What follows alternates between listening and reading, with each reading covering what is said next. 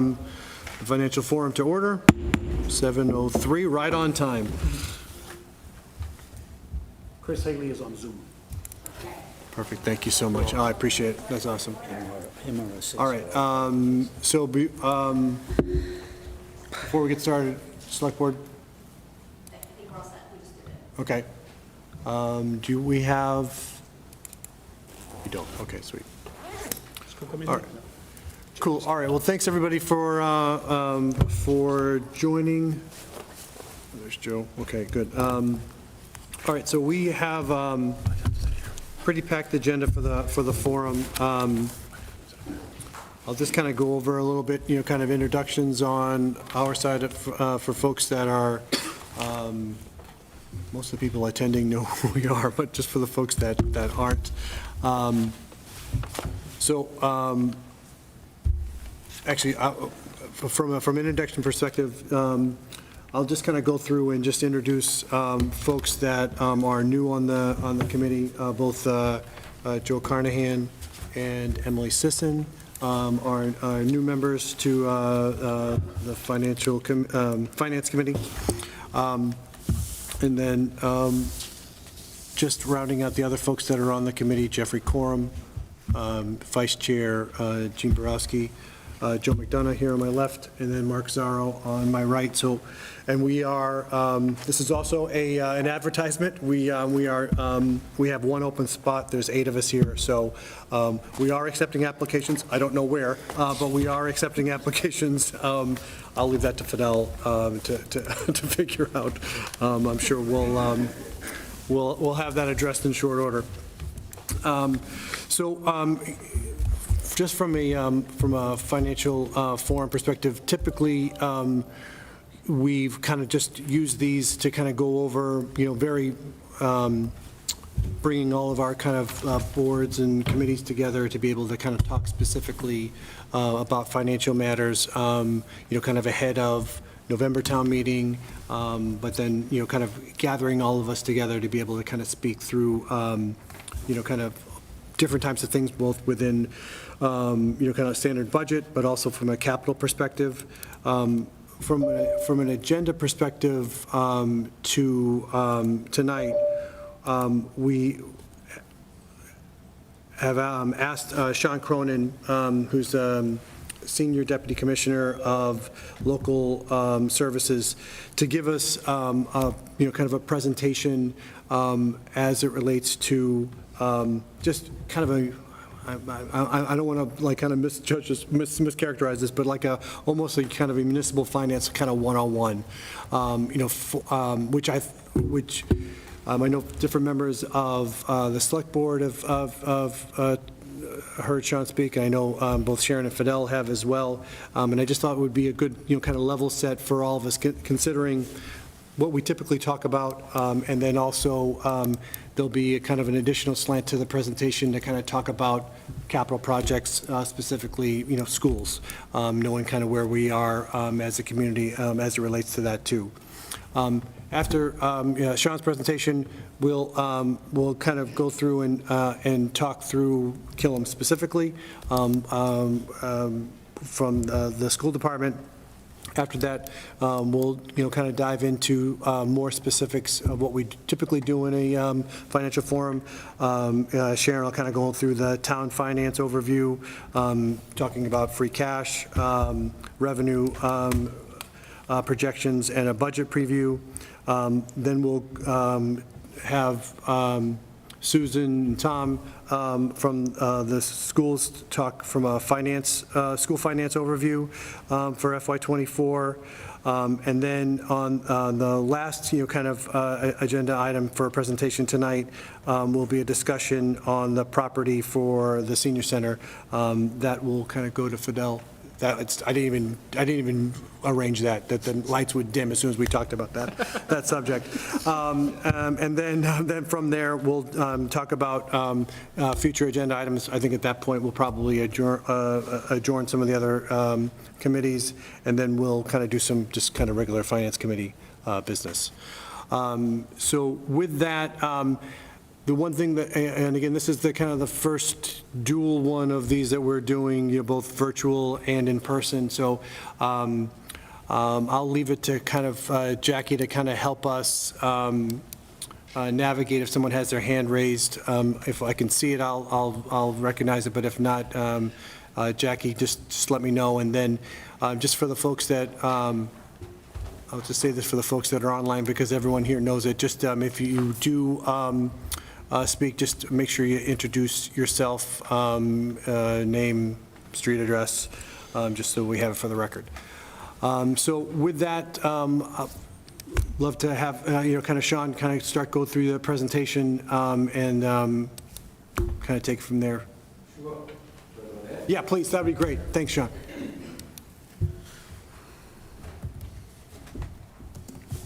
What about controlling the PowerPoint? So Jackie is going to drive. She'll put it on the computer. And if you don't mind just saying, next slide, she'll Okay. advance. Because I went high-tech and I had one of these if we wanted to. All right, so I'll just give you 3 minutes, a quick intro, and then get into this. I think a lot of this will be kind of old news for some of you who've been involved in municipal finance, but hopefully not all of it is. So me, I spent almost 20 years in local government prior to coming to the Division of Local Services 7.5 years ago now. I was in Brookline for almost, for all that time, dealing with all finance stuff for all of those years. So municipal finance is kind of my thing, I guess. So DLS, we are a unit of the Department of Revenue. More often than not, you probably refer to us as the Department of Revenue. I prefer Division of Local Services. So we have about 50-ish employees. Used to be geographic, Boston, Worcester, Springfield. The geography thing's a little bit mushy now, post-COVID. We're more in a hybrid work environment. So we're broken into a few bureaus, but primarily, statutorily, our functions are approving tax rates, certifying free cash, making sure that your property valuations comply with the constitutional full and fair cash valuation approach. We also approve your Schedule A that your finance team needs to submit to us annually. So that's the regulatory side of the house. We also have a technical assistance group that basically goes out at no cost and helps municipalities looking at either the totality of their financial structure or a specific component of that. So go to our website, and just a quick commercial about our website, and this is what I noted today in the email. We, especially post-COVID, we spend an awful lot of time developing new training modules. We've gotten into the video business, the webinars, voiceover PowerPoints. We have a YouTube page, believe it or not. So, we've really refocused our training, getting away from the once a year for the seasoned finance committee or finance official to something that can be utilized by somebody who's just brand new, even your average citizen who might not understand how Prop 2.5 works. We got all these videos. So really go there and check it out. And we also have more data than you could possibly ever need. I use it all the time myself. But if you go on there, you can see that there's, in some cases, 30-plus years of financial information for all 351 cities and towns. There's some tools and calculators, like what would a debt exclusion cost me? What would an override cost me? I know you can go to your assessor, but you can go right online, pop in a couple numbers, and it's all there available for you. So take some time, tool around. It's pretty good. There's a lot of stuff available there. Then the last thing, this PowerPoint, so I did not make a mistake. This does say June 16th, and I know it's not June 16th. This is the exact presentation that I gave. I sit on the MSBA board as a representative of the Secretary of Administration Finance, Mike Heffernan. So I've been on that board now for 7+ years. And they asked me to give a presentation to Superintendent's Roundtable, about the basics of finance. So that's really what this is. So some of this I'm probably going to just say next on the slide because it's too basic. Not that the schools, I wasn't dumbing it down for the schools, but I was asked I'd do a basic 101, so don't take offense. All right, so get into it. So we can go to the first slide. In this, this is something that is different than in other parts of the country. In Massachusetts, it's basically property taxes. In other parts of the country, there's local sales taxes, there's local income taxes, there's counties, there's all different types of taxation structures, but in Mass, it's basically property taxes and then local receipts. We'll get into these other things. Income, sales, corporate, all that goes to the state. That's why the state-local partnership is so important, the redistribution of taxation from the state to cities and towns. So basically, Chapter 70 and unrestricted government aid, UGA, the two biggest parts of the cherry sheet, that's all coming through formulas back to cities and towns because the state collects the major revenue sources. So it's very different than other parts of the country. There's a little bit more flexibility over the last 15, 20 years or so in terms of some local option taxes, but it's really all about property taxes. Whether that's a good thing or bad thing, you can debate, but that's really bottom line for cities and towns in Massachusetts. It's all about property taxes. Next slide. So then you got to talk about Prop 2.5. This is the guiding, rule in Massachusetts. It's been that way since 1980, Fiscal 82. Some folks misunderstand Prop 2.5. I'm sure your finance folks here might get calls 4 times a year saying, how come my tax bill went up more than 2.5%? That's not how Prop 2.5 works. There's 2 limits on it that Prop 2.5 calls for. The first is the levy can't exceed 2.5% of the total valuation of the community. So I'll try to do math in my head. If you have $1 billion worth of value, your levy can't exceed 25 million or 2.5. I'm probably off a decimal point there. So that's the basic calculus on that. And then the second one, which I think most people are familiar with, is your levy can't increase by more than 2.5% each year, except for something other than new growth, which we'll talk about. So that's really it. So when you're it was great to hear that you're talking about fiscal 24 already, putting a forecast together. It's not that complicated to put a forecast together in Massachusetts because it's really all about property taxes and it's guided by 2.5. 2.5 times last year, plus an estimate for new growth. You've just solved your largest, revenue source, so it's not that complicated. But I know for a lot of folks, they think Prop 2.5 means something about my tax bill. Well, that's not really the case. It's a little bit more complicated than that. But those are really the 2 primary features of 2.5, but you can, and we'll talk about this, you can ask the voters to exceed your ceiling each year, whether it be through an override or a debt exclusion. Next slide. So I'm a kind of a picture guy. So just looking at this, you've got 3 components, 3 building blocks of the property tax levy. So you've got the levy, which is how much you're going to use for your budget, and you go through, it's a democracy. You have an executive, puts a budget together, you got a legislator that's going to make changes to the budget. At the end of the day, whatever the levy is used to balance your budget, that's what translates into your tax rate, and then your tax bills. The levy limit is what I mentioned earlier. You take your prior year levy limit, multiply it by 2.5, add new growth, and then any overrides that you might have, and that's your levy limit. And then the levy ceiling is that 2.5 times assessed value. So yeah, I was off a decimal point. So $25 million if you have an assessed value of $1 billion. So those are the 3 primary building blocks of Prop 2.5. Next slide. So new growth, an extremely important part of municipal finance in Massachusetts, and it's also sometimes there can be conflict in it because it's all about development, and we all love our city and town that we live in, grow up in. We don't want to see a change. Well, it's a very important part of municipal finance. And don't think of new growth as, well, a house on my block sold for $750,000. Therefore, next year, the assessors are going to bring everybody up to that same value. I'm oversimplifying, of course, and all that's new growth. None of that is new growth. New growth is when you put an addition on the home, or there's I do live down the street in Stoneham, so all those new condos on Main Street, that's all new growth. From a purely budget perspective, that's great. That's more money than you would have had otherwise, reusing underutilized properties, all that type of stuff. So, the whole economic development strategy is really important. It's outside of this conversation, but that's what drives new growth. And again, I know that it can be, I worked in Brookline for a long time, and zoning and development were always some pretty interesting conversations, but as the budget guy, it was always the more the better, because then you can fund all those needs that every interest group has, whether it's education, police, fire, et cetera. So new growth, really, really important, and there's a simple example there of of a property that was valued at $500,000, you put a single-family home on for probably not $450,000, but $450,000, that $400,000 is the new growth, $450,000 minus $50,000, so that would yield about $6,000 in taxes at that tax rate. So that's new growth. Again, very, very important, because not only is it's not a one-time thing, it's in your base that grows 2.5% each year, and that's probably the most important thing. It's the gift that keeps on giving. It grows and grows and grows. Next slide. So just a basic calculation, fiscal year 1 through 5. So we start with a $30 million base.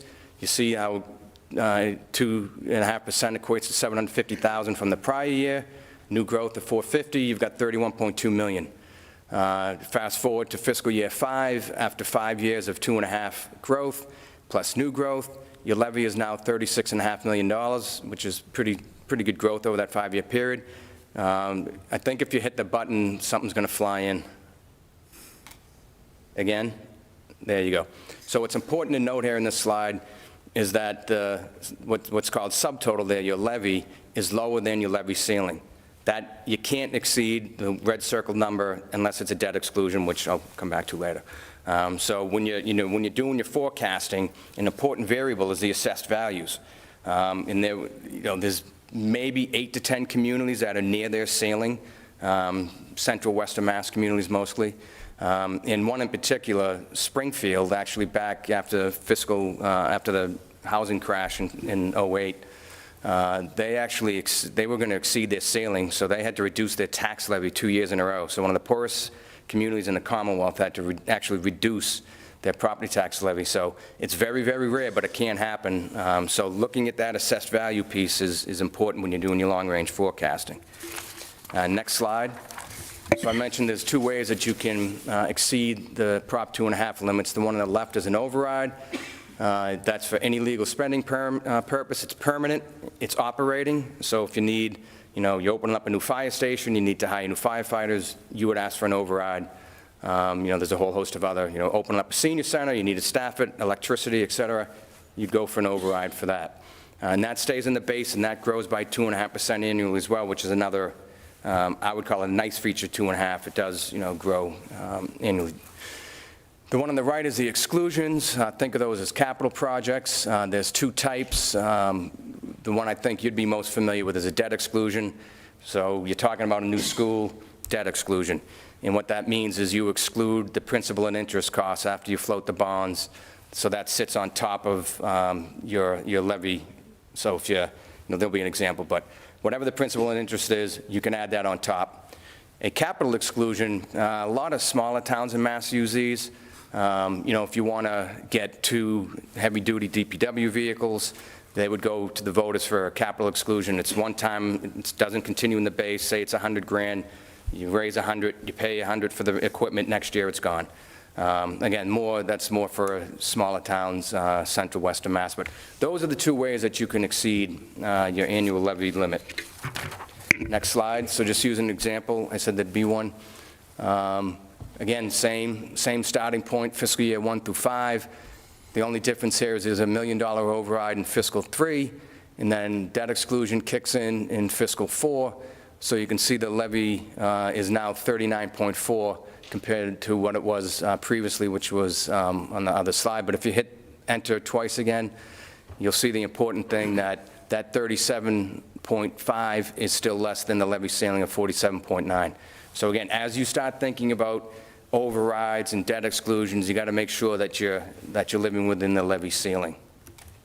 You don't want to get caught when it comes time to set your tax rate, and you're told by my office that you hit your levy ceiling and your budget's out of balance. Then you're going to go back to town meeting and figure it all out. So very important to look at that in the long-term scenario. So next slide. This is just telling you where I'm getting all this information, so you can skip that. So what I wanted to do was give a statewide overview. I'm not here to talk about the condition of Reading's finances. You all know that a lot better than I do. So I just want to talk big picture stuff. So next slide. These are all aggregate numbers across the Commonwealth for fiscal 22. So the pie chart on the left, it's probably tough to read, but when you take all revenues, which includes, does Reading have the CPA? No, okay. So when you add the CPA and you add enterprise funds, which are normally water, sewer, golf, swimming pool, hockey rink, those types of things, airport, you can see that the tax levy is about 59%. But stripping out the CPA and the enterprise funds, and a lot of people do that, myself included, because those are really dedicated revenues for specific purposes. So if you kind of put those aside a little bit, you'll see that almost 2/3 of all local revenue in the Commonwealth for cities and towns is property taxes, which is no surprise because of what I began with. It's all about property taxes. So while it shows that 65% of local revenue comes from property taxes, more than 1/3 of the communities actually have or rely on property taxes at 75% or more. And if there was a map that showed this, you'd see that there's certain parts of the state that rely on property taxes 80, 90% of their budget. You come, this part of the state, some of the bigger gateway cities, there's a lot more Chapter 70 aid. You'll see their share be a lot lower. But in a typical bedroom community, 80, 90% of the budget is property taxes. And then just, if you're interested, there's almost $2.5 billion of enterprise funds, which is not, again, available for the general fund. You raise revenue for certain purposes. There's a whole fee structure. There should be a fee structure associated with that. And then CPA monies, again, there's some statutory framework for how you can use those monies, not available for the general fund. Very important, though, for those communities that have it, because it does help them with a few areas of their budget. But next slide. So property taxes, and just hit enter again a couple times, I think. All right, so this is just to show you what's happened over a decade. So over this time period, property taxes grew 52%, from 13 to almost $20 billion. So you might ask yourself, well, how can that happen under Prop 2.5? Because if you do some simple math and you just increase it by 2.5% a year, it would have gone from $13 billion to $16.6 billion with 28%. So, how did this happen? How did it grow 52%? Well, keep hitting enter. So you see that new growth was another $3 billion statewide. And there's a slide coming up that will show where most of that's coming from. But as I said earlier, it's a huge factor in municipal finance in Massachusetts. Overrides, about $185 million. And then capital and debt exclusions, about $244 million, which isn't surprising because there's a lot of major capital, or has been a lot of major capital investment once the economy turned around after '08 throughout the Commonwealth. And then what's that mean for taxpayer? Well, to the extent that the average single-family tax bill is the right metric to use in your community, because in Brookline, for example, there were more condos than single-family homes, so kind of didn't make sense to look at single families, but that's the predominant variable to use. That grew from about $2,000 to about $6,700. And again, all this information comes from the information you send us when you set your tax rate, and we aggregate it up and run a few stories during the course of the year using the data in our city and town publication. So the last two sub-bullets, about 80 communities have realized single-family tax bill increases of more than 50. And that's because there have been multiple overrides. I'll speak to Brookline. They've had, since I left, I think two operating overrides and 2 or 3 debt exclusions. Their tax bill is, well above 50% increase over the period. But those are decisions that voters make. That's the beauty of Prop 2.5. You go in a booth, you say yes or no to it. And then you got about 30 communities that have seen much smaller increases. And again, those would be your smaller towns, central, western part of the state. Next slide, new growth. I said a total about, and you can just keep hitting enter a few times, about $3.3 billion. But the second bullet there is really important, and I should have said this earlier. Not all part of the states are seeing the same positive experience. This should not be interpreted in any way, shape, or form as a barometer for every single city and town, because it's just not true. And this is a great example of it. So the top 15 municipalities account for more than 40% of all new growth. So think of Boston, Everett, Somerville, the core communities, Cambridge, how can I forget Cambridge? Lots of new growth in those types of communities. So that drives these aggregate numbers up. So that's why I put the last two sub-bullets in, that 190 communities saw new growth of less than 1.5% equivalent of their prior year levy. That I would think is kind of bare bones, having 1.5%. And only 40 communities saw new growth of more than 2.5% of prior levy. So again, each of the 351 has different experiences over the course of this time period. So that $3.3 billion in new growth, that's $3.3 billion in additional local tax revenue due to much more than that in new buildings, right? I mean, we'd have Yes. hundreds of billions of buildings that are then assessed to get the tax. Yeah, so the value of that, add a couple zeros to it, Yeah. right? So yeah, this is it's funny, because I have this discussion with all the assessing folks in my office. They always talk value. I always talk taxes. I'm like, I don't care about the value. What's the taxes? So yes, this is tax levy. So again, each community is different for reasons that I think are pretty obvious. Next slide. So here's a pretty good graphic, I think, that shows you where most of the new growth has occurred. And again, this is as a percent of the budget. It's not dollar values, because this would all be heavily shaded in Eastern Mass. This is normalizing the data so you see where's the biggest impact, so to speak. So the darker the shade, the larger the percent of their prior year levy. So you see a lot of light shaded communities, right? Whether it's the Cape or the northern part of the state, Cape Ann area, or the Route 2 belts, northern central Mass. There's not a lot of new growth, and that puts a lot of stress on those budgets for those municipalities. Next slide. So excess capacity, this is something that some folks might get confused about.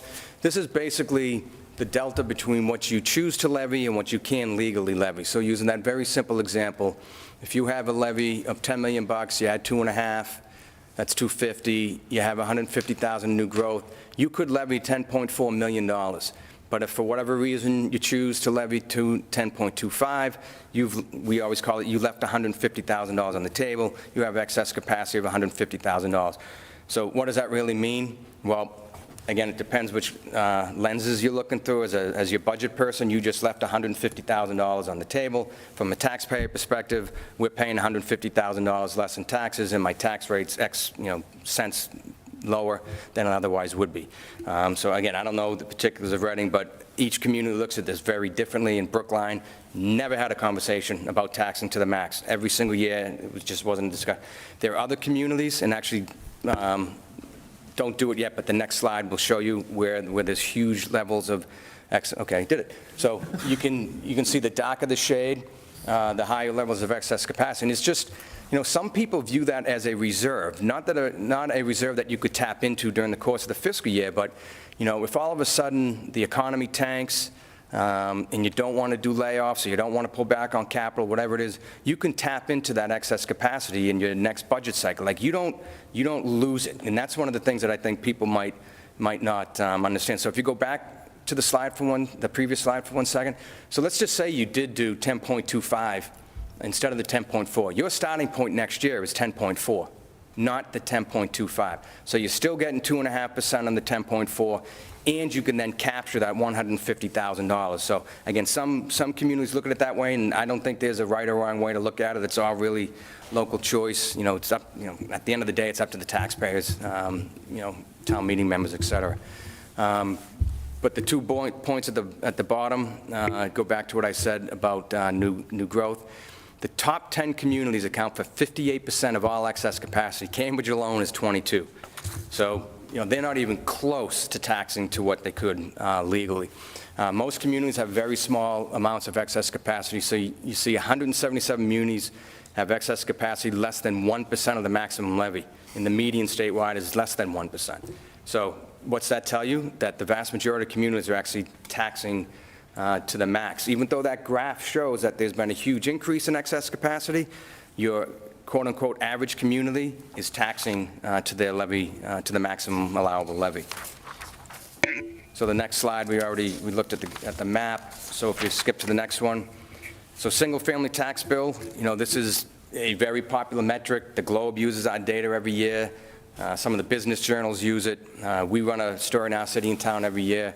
The spike in fiscal '22 is somewhat mathematically driven because we were able to finally get the 13 or 14 communities that have the residential exemption. If you want to talk about that, we can, but it's basically the ability to have a higher tax rate so that higher value properties pay more than lower value properties. Brookline actually had it for social equity reasons. Your Cape communities have it to shift the burden to away from seasonal, onto seasonal and away from year-round residents. But we, for decades, DLS wasn't able to collect that. So last year, thanks to all the 351 cities and towns, they were able to give us a little bit more data, and we were able to calculate it. So we captured some of the higher tax billed communities, so to speak. So, some of that jump is because of that. But over time, you can see that there's been a regular increase in the average single-family tax bill in Massachusetts, which isn't a surprise because, said it 100 times already, it's all about property taxes at a local level. And that last point is those numbers would have been higher if excess capacity was actually tapped into. So if places like Cambridge and Marlborough and Waltham and others actually tapped into their large amounts of excess capacity, their tax bills would have been higher, and these numbers would have been higher. Next slide, on to state aid. So this is a very important part of municipal finance, and sort of joke, when I was putting the forecast together, you kind of hold your finger up in the air and you wonder, what's the political headwinds, what's the economy, those two things are linked together, and what does that mean coming back? So $7 billion of aid comes from the state to cities and towns, and it's, 98% of it comes from Chapter 78 and UGA. So you see Chapter 78 is $5.5 billion, UGA is $1.2 billion. But what's interesting to note is the history here. You can see the direct tie with the economy. So if you hit enter one more time.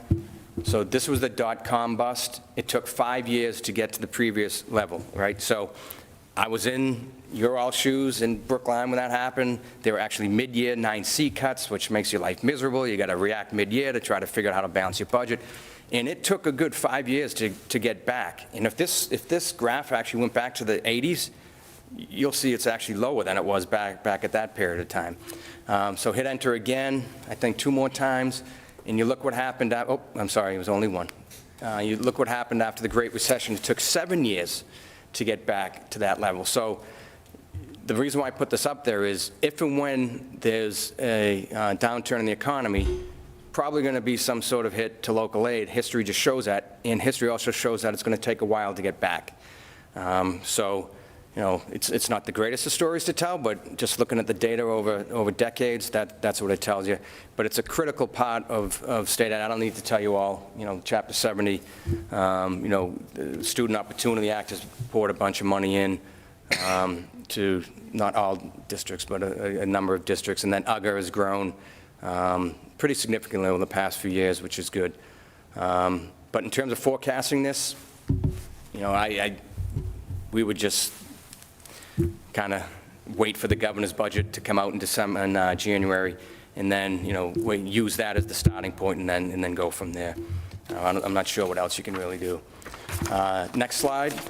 So local receipts, this is about 10% of local budgets in the aggregate, but it's still really important. But what you really should take away from this is that these are both tied to the economy, the major ones, and capped by state law.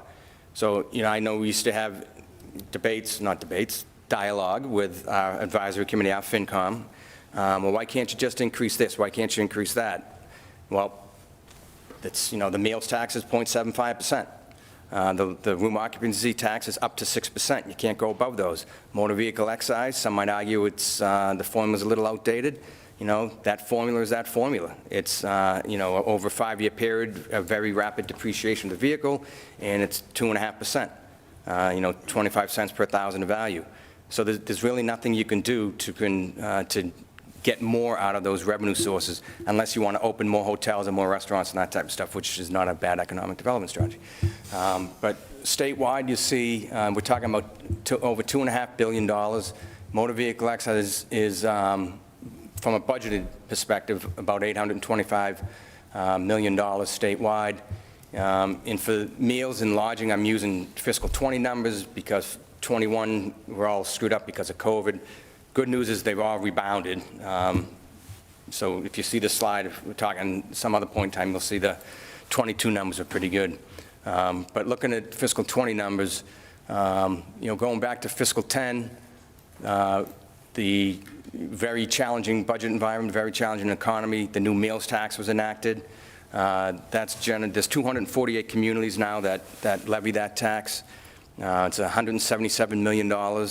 I think the fiscal 21 numbers were the actuals, 22 were probably over 200 million. I was looking at them a few weeks ago. Room occupancy, also known as a hotel motel tax, that's up to 6% on top of the state tax. That's about $200 million when it was less than $100 million prior to the ability to increase that. And 213 communities have that tax in place. So if you look at these three, motor vehicle, meals, and lodging, it's about 40% of local receipts. And then just hit enter one more time, it explains the graph. So over that period, there's a 35% increase. But then, obviously, COVID took a big bite out of, no pun intended, of the meals tax and lodging. Like Boston got crushed on those two. And we'll talk about how that gets into free cash in a second. So on to the next slide, which is free cash. So again, some folks have some ideas or thoughts what free cash really is. I'm not an accountant, but basically what it is your unassigned fund balance minus some other things, like uncollected property taxes, like you didn't draw down grants in time, like deficits in other non-general funds. We call them the deducts or the hits to free cash. But basically your starting point is your unassigned fund balance. So, how do you actually grow free cash? Well, it's driven by really two primary things. How did you do on your revenue estimates? Estimate conservative, have actuals coming higher, that's the goal, right? Although from a budgeting perspective, that can be challenging because some might say, well, you're underestimating your local receipts. Now we're going to have to lay off people. Why don't you just increase your local receipts? That's an annual debate, right? And then on the expenditure side, you want to budget conservative too. Budget high, hopefully they come in low. Take a big cost center like health insurance. Budget for every single employee, even though you know you're going to have vacancies during the course of the year. Generates free cash, right? Fully fund all of your positions for the full fiscal year, even though you're going to have turnover. Generates free cash, right? So those types of things. One thing, and I say this because to me this was always the most frustrating part, people would say, you've got X million dollars of free cash, why do you have such a big surplus? Well, that's not a surplus. That's the culmination of many years of surpluses. But you can't say that X dollars is because fiscal 22 was the greatest year ever. It's not. It's the culmination of many years. So again, kind of some battle wounds of debating what free cash is and isn't, and how you should use it, which is the next slide. In my Brookline days, and oh, I'm sorry, I didn't mean next slide. Go back one. We are, at DLS, we preach, we write, the training videos you'll see, this should be viewed as a one-time revenue source. It should be used for one-time expenses. It should be used for capital, pay-as-you-go capital, building up your reserves, whether it's a stabilization fund or a capital stabilization fund. We had, in my Brookline days, we had a pretty robust pay-as-you-go capital program, which enabled us to do a bunch of smaller park and playground projects in cash, rather than paying for those in debt. Obviously, it's cheap, you don't have to pay interest. Free cash, how do you generate it? We're going to talk about policies in a couple of minutes, but how do you generate it? How do you use it? When you use it, how do you replenish it? Those are some really important conversations that it sounds like you already have, which is good. The last bullet about 3 to 5% of budget, I gotta reword that a little bit because that assumes that the next slide, don't go to the next slide, that talks about stabilization fund that also says 3 to 5%. So in the aggregate, stabilization and free cash, we see, a minimum of 6 to 10%. If you listen to the rating agencies, they combine those two, free cash and stabilization fund, and 10% is what a minimum is what they would really be looking for. Whether it's Moody's, S&P, Fitch, you have your ratings calls with them, you know what they're looking for. So next slide. So free cash has really increased over the last couple of years, and I just want to focus on fiscal '22. It says year-to-date, because when this was done, we still had about 10 or 15 communities that hadn't submitted. Fiscal '22 was the highest level of free cash in the history of the Commonwealth. It was it ended up being more than $2.3 billion. So why? Well, think of when you put your fiscal '22 budget together, right? It was in the spring of '20 when we all thought the world was going to end, right? We all got super conservative on your local revenue, local receipt estimates. You were planning on cutbacks, right? You had all your budget cut strategies. Local aid, I got calls and emails from managers and mayors. What should I assume for local aid cut? I'm like, I don't know. You know, again, put your finger up. I don't know. So we know some communities assumed a 10, 15, 20% reduction in state aid. Then what happened? The legislature and the governor agreed to level fund local aid, which was huge, right? And the after the fourth quarter of fiscal '20 and the first quarter of fiscal '21, last quarter, yeah, I had it right. You had a downturn in primarily meals and lodging, and then it all came back because of a lot of the changes that were implemented by the state. You know, the governor and legislature with cocktails to go, meals to go, all those types of things that really, after 2 quarters of really depressed revenues, they all came back. But you didn't budget that way. So everybody budgeted low, and then all these revenues came in, expenses came in well above budget. So if anybody had said 2 years ago that an outcome of COVID on municipal finance would be the strongest balance sheets in the history of the Commonwealth, you would have said you were nuts, right? Well, that's what happened. You know, again, I'm just talking finances. I'm not talking about anything else to do with COVID. The impact, the positive impact on balance sheets was incredible. But with all that being said, like I said in the earlier slides, each community is different, right? So if you look at, with this data, 340 communities, Boston and Cambridge alone accounted for 25% of all free cash. Boston was like 350, I forget what Cambridge is at. We always joke about Cambridge because it's just so different than any other of the communities in the Commonwealth with all the economic activity they have there. In the top 20 accounted for 44%. So if you look at this again, in the aggregate, it looks like every community is flush with cash, but that's not true. You have 73 communities that actually have free cash less than 5% of budget, which after a record experience like fiscal '22, that is at the lower end of the spectrum. Next slide, talk about reserves, and I'll come back to free cash about policy. So, as you know, there's really 2 major types of reserves. The annual budget reserve, referred to as the Finance Committee reserve or the Advisory Committee reserve. You know, Finance Committee members in the room, that's yours. Like, you say yes or no to it. Then there's the more, I think, more common stabilization funds, and there's 2 types of those. There's a general stabilization fund, better known as a rainy day fund, and then there's relatively new, what's called a special purpose fund, where you appropriate money into a stabilization fund for a specific purpose. And what we see a lot of is capital, so capital stabilization funds. So, you know, what some communities have done is with this record levels of free cash, they put money into a capital stabilization fund to use for some capital projects to pay in cash rather than floating bonds for it. Some smaller communities will actually put money into, it will be called, you know, as an example, a fire truck stabilization fund. They'll put money in there for 4 or 5 years, and then they get $500,000 to go buy that pumper. So you can get really creative with, and I mean that in a good way, you can get really creative with how you use free cash to build up these other stabilization funds for purposes that you see coming down the road. So as you think through your policies, you know, you should remember the special purpose stabilization fund as a possibility.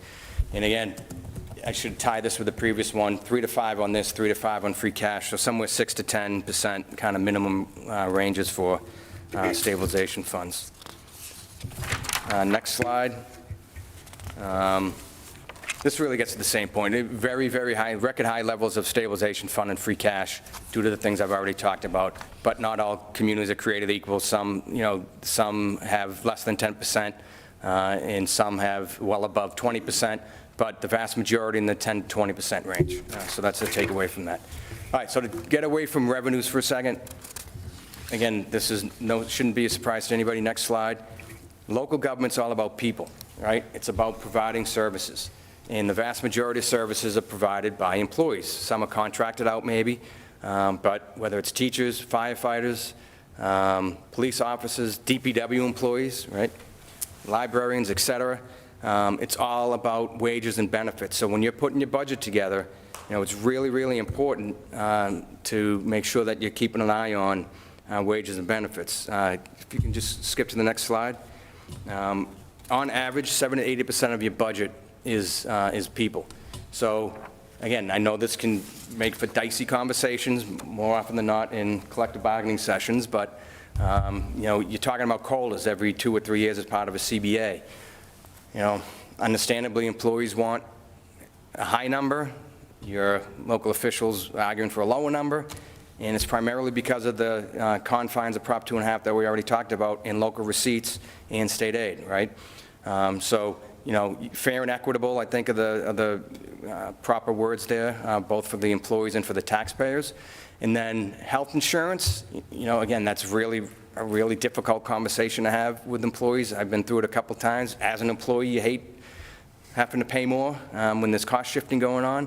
But there are ways that the law allows you to come up with ways to not just cost shift, but maybe look to actually save on health insurance costs. I'll just give you one example. In my Brookline days, we went to the GIC. It was the first time in my public budgeting career I saw a line item drop by $5 or $6 million. It was a game changer for the town for a number of years.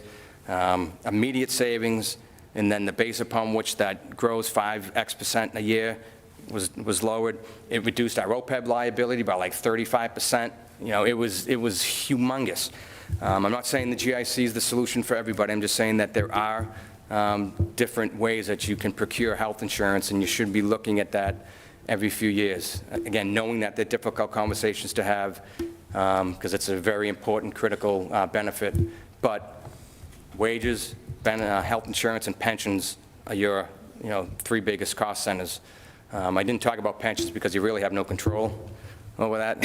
It's all statutory, and you have a little bit, but it's really the retirement board. So in summary, next slide.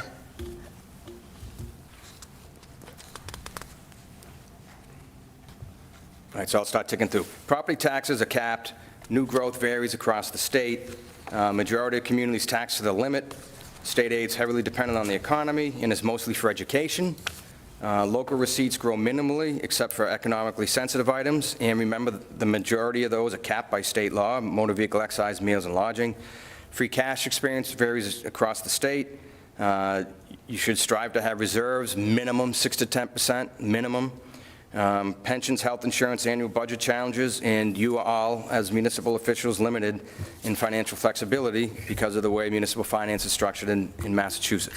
So that's kind of the 101 stuff, but the next few slides, and then I'll stop, talk about some, let's call them best practices, which is the other part of the shop that I talked about at DLS, where we have our technical assistance team, and we go heavy on best practices in all of our publications.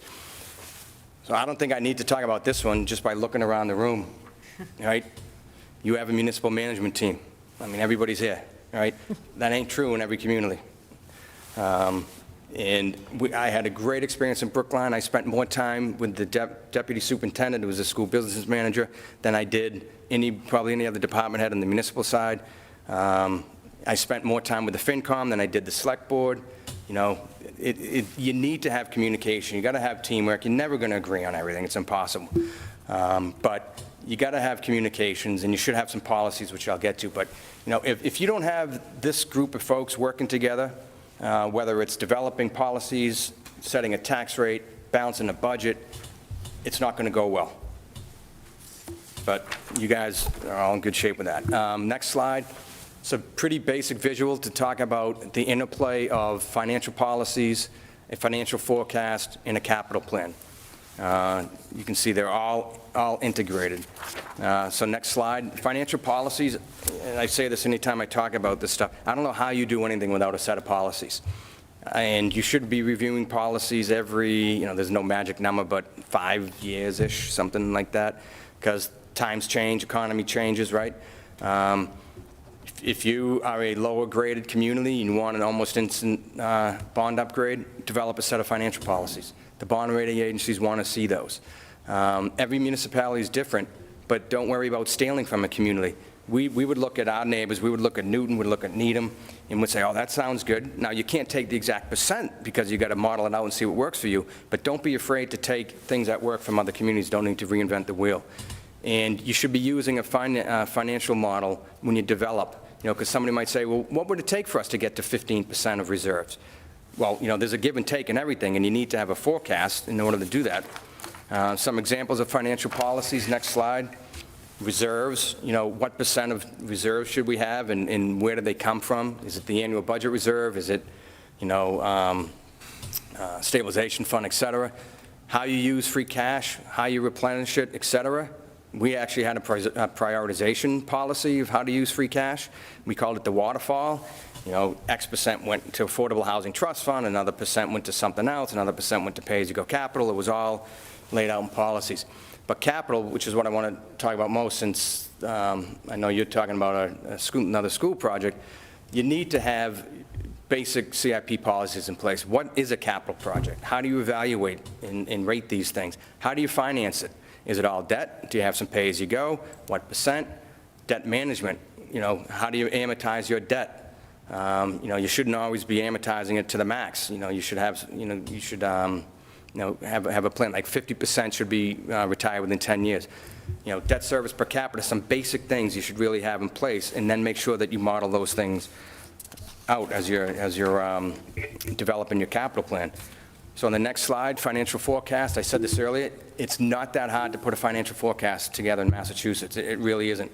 When we talk to smaller communities, they say we can't do this. I said, yeah, you can. You have Excel. You know how to that cell times 2.5, talk to your assessors about new growth, you've just got, the biggest part of your revenue forecast done. You're not talking about, algorithms for sales tax and income tax and all that type of stuff. So it's not that complicated to put together. It can get super complicated depending upon how you approach it, but it doesn't have to be. And what I highlighted there is it really is a bridge between the operating budget and the capital budget. Because I don't know how you do both of those things without having a forecast that's telling you, if we float this bond for 20 years, here's the impact. If we do it for 30, here's the impact. Or if we split it between pay-as-you-go and this, here's the impact, right?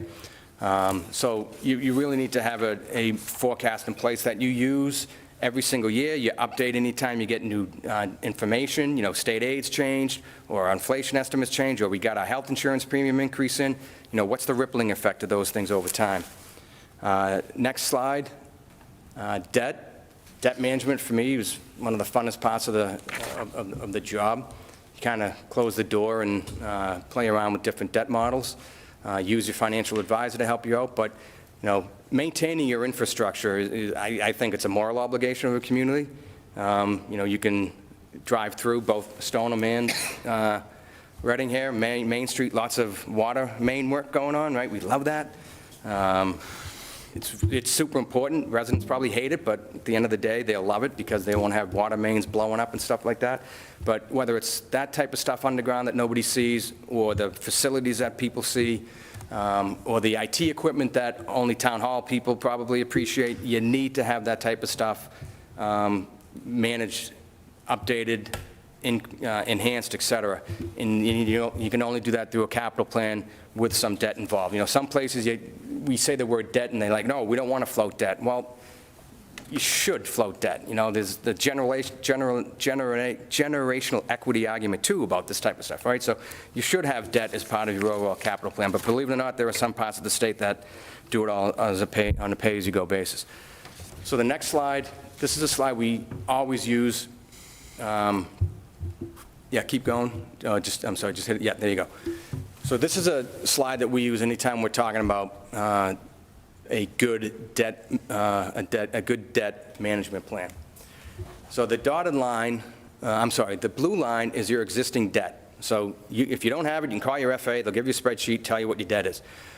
Measure it as a percent of revenue, and you'll see, actually this is pure dollars. So the existing debt dropping. So, some capital projects have run out. Some communities look at that and say, oh, good, I now have a reduction in my debt service line item that I can use to balance my operating budget. So we don't have to have those difficult discussions about cuts and can't give enough to the schools or we can't do enough in CBAs. Well, if you take that approach and you just let debt run off, and then somebody says, oh, we got this big capital project coming up. Well, you just lost all that capacity. So all that pink is gone. Once it's in the operating budget, you're not getting it back, right? So a very basic best practice that we always talk about is that dotted line approach, which is basically taking your debt service as a percent of revenue and following that year after year after year. And what that allows you to do is backfill old debt as it runs off. It's a pretty simple concept. It works really well. The trick is finding the right percent of revenue, obviously, but that's something, you can, through some discussions, you can get to.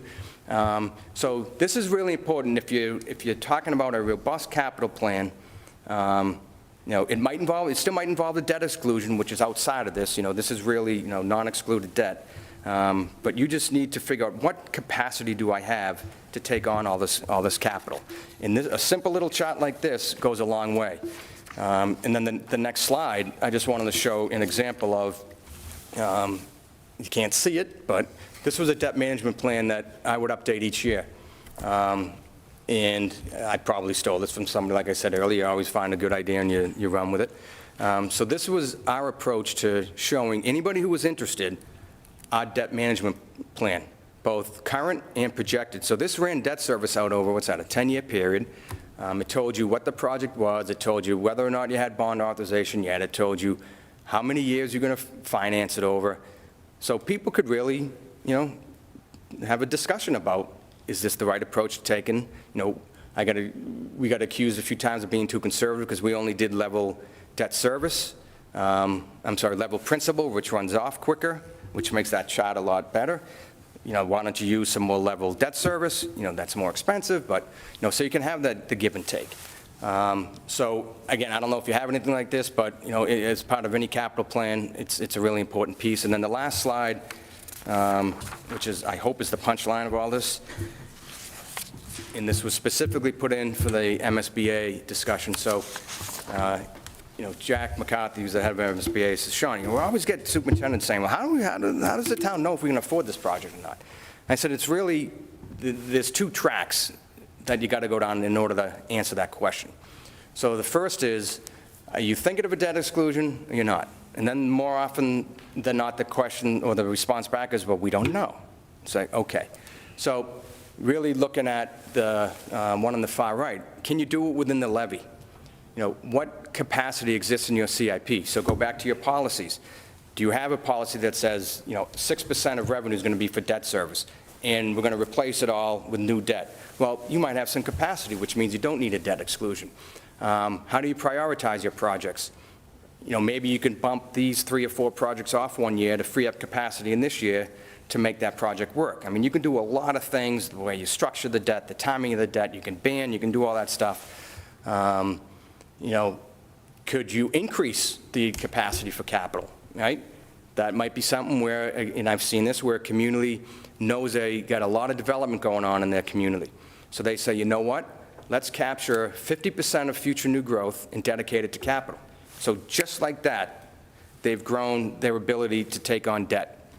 Now, it takes some discipline to make sure by the time that new growth hits that you've actually kept that capacity. But so those are kind of like the basic question I think you got to go through within the levy. And if the end result is what we have to do with debt exclusion, then it's a totally different set of questions, right?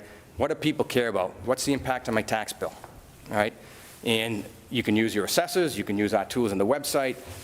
We have a debt service calculator. You plug in the dollar amount, term, years, whatever, and then you copy and paste that into a tax impact calculator, and it tells you what the number is. But the factors that you really need to be, and this was my point to the, at the MSBA roundtable, you got to be transparent with folks. And I just went through this in Stoneham. We got a project underway. They ripped down the tennis courts where the new high school is going to be. You know, the town, I think, did a really good job of always saying, these are the estimates that we're using. It's going to be financed over a 30-year period. This is the rate that we're assuming. And as a result, this is the impact on your tax bill based upon current assessed valuation, like underscored, asterisk, because 2 years later, when the values are different, someone says, well, you told me the impact was going to be $57, it's $80. Well, you know, so you got to update those numbers, but it's really just about being transparent and always having that information available. I've seen some really cool tools that some communities have used where you can actually type in your address and it will tell you what the impact would be. That might have been Melrose, I think. But there are some good examples around where the transparency issue is taken care of. But you always got to asterisk that, but that's based on today's valuation and today's tax rate, because those two numbers are going to change by the time you float the debt and it kicks in. So can we afford it? If you think you can afford it within the levy as part of your property tax, as part of your capital plan, great. If you can't, then it's really all about how are we structuring our debt, what % are we getting from the MSBA? That's another thing. I assume this will be an MSBA project, or hopefully, right? And I admit I'm a one-trick pony on the MSBA board. I always talk about the same thing. Don't take the reimbursement rate that's on the piece of paper that you get and then start doing your math. Because of the caps that MSBA has, primarily the per square foot, which is $330 something, and costs are coming in at $700 and something, that delta's on you, right? Then there's also a 10% cap on, I think, site, and then there's a FF&E cap. Anything above those are on you. So if you should at least take 10 percentage points off when you start doing your calculation.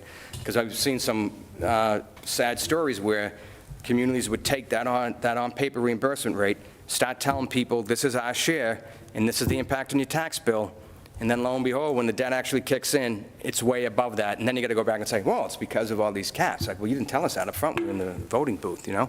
So, you know, I see a lot of head nods. I know you've been through this before, but those are some really important things to keep in mind, especially the reimbursement rate, and that's just a function of math, you know, with those caps that they have in place. So I've talked a lot for a long time. I'll stop. I don't know if there's any questions, comments, complaints.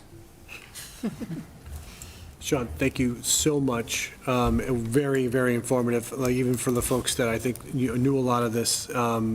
Again, I've looked through the presentation a couple times. I still had more notes after you were talking through it, so it was really great. Any questions from anybody within FinCom? I guess. Go ahead, Jeff. There were on, I think, 2 slides, you mentioned that free cash should never be used for operating expenses. So, you know, I kind of struggle with that because if you budget conservatively and you say, hey, you know, maybe we think we'll get this much new growth, but we're only going to budget for this, right? So then you end up regenerating a lot of this free cash. And then you just get, how do you then say, you know, oh, never use that for operating expenses when you've conservatively budgeted, so you know, now you've starved your school department or something because you haven't gone and you know, with a little more optimistic budgeting, you could have funded these things. So obviously it's easy to stand on a soapbox and tell you what not to do, right? That's the beauty of my job, right? As opposed to when I was in seats like yours, right? It's very different. So yes, I'm telling you shouldn't do that. But there are some examples, I'm not going to name communities, where they would continually, year after year after year, use it to balance their budget. And then the economy would tank, that free cash goes away. So then you have the downturn on your local receipts, probably a downturn in state aid, and no free cash. Or maybe you have some, but it's not the level it was before. Now you've got 3 problems to deal with, right? So is there you know, what's the odds of that happening? I don't know. But I can tell you that there have been some pretty bad situations where communities have gotten themselves into a bad place because of their over-reliance on free cash. I think the debate you can have, again, I would have hated this debate, is, you know, are you budgeting too conservatively? And that's, especially for the FinCom members, that's probably one of your roles, right?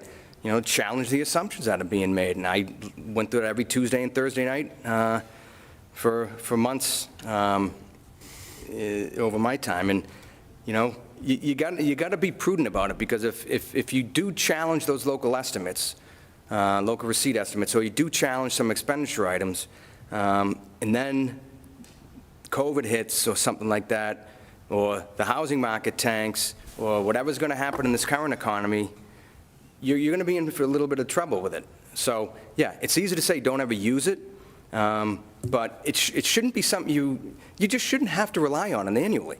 Like, maybe during a recession, you say, hey, we don't want to lay off cops and firefighters, let's tap into free cash, knowing that on average, a recession lasts 2 budget cycles. I sort of made that up, but you know what I mean? But it shouldn't just be every year, let's use X percent of free cash for the budget, because at some point, it's going to catch up to you. But again, easier said than done, I know, but one-time revenues, one-time expenses, ongoing revenues, ongoing expense, so. Thank you. That was a great presentation. I actually have 2 questions. One is the Special Purpose Capital Stabilization Fund was a relatively new concept to me. I'm wondering if there's any mechanism by which that purpose could be changed. So let's say you said we needed a fire truck in 5 years, interest rates are rising, we've got plenty of free cash, we're going to save so we don't have to float that debt in 5 years. And then 5 years comes and some new technology emerges and you don't need the fire truck you thought you needed. Is there a mechanism by which town meeting can change the purpose, or are you now required to buy something that you thought you needed 5 years ago that now you don't? So there is a mechanism. So in order to establish a stabilization fund of any kind, you need a 2/3 vote at town meeting, right? And then to put money in, I think in simple majority, but 2/3 to take it out, right? So those are the ground rules for any stabilization fund. So if you set up a special purpose stabilization fund for the fire truck, you go to a town meeting says yes by 2/3 vote. Use your example, a couple years later, there's something different. You can go back to town meeting and change it with a 2/3 vote. Okay. So there's pros and cons to that, but in your example, it's a pro, because yes, you could go back and change the use of it. And just one more question. The thing that's keeping me up at night right now is inflation. Are you hearing anything about that in kind of at the state level? And I'm not sure there's been a period we're entering into since Prop 2.5 was enacted, where we might be looking at pretty significant inflation.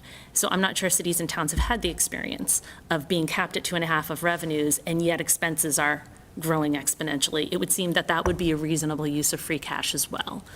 But I'm just wondering what your reaction, if you're hearing anything about inflation and how cities and towns might react to that.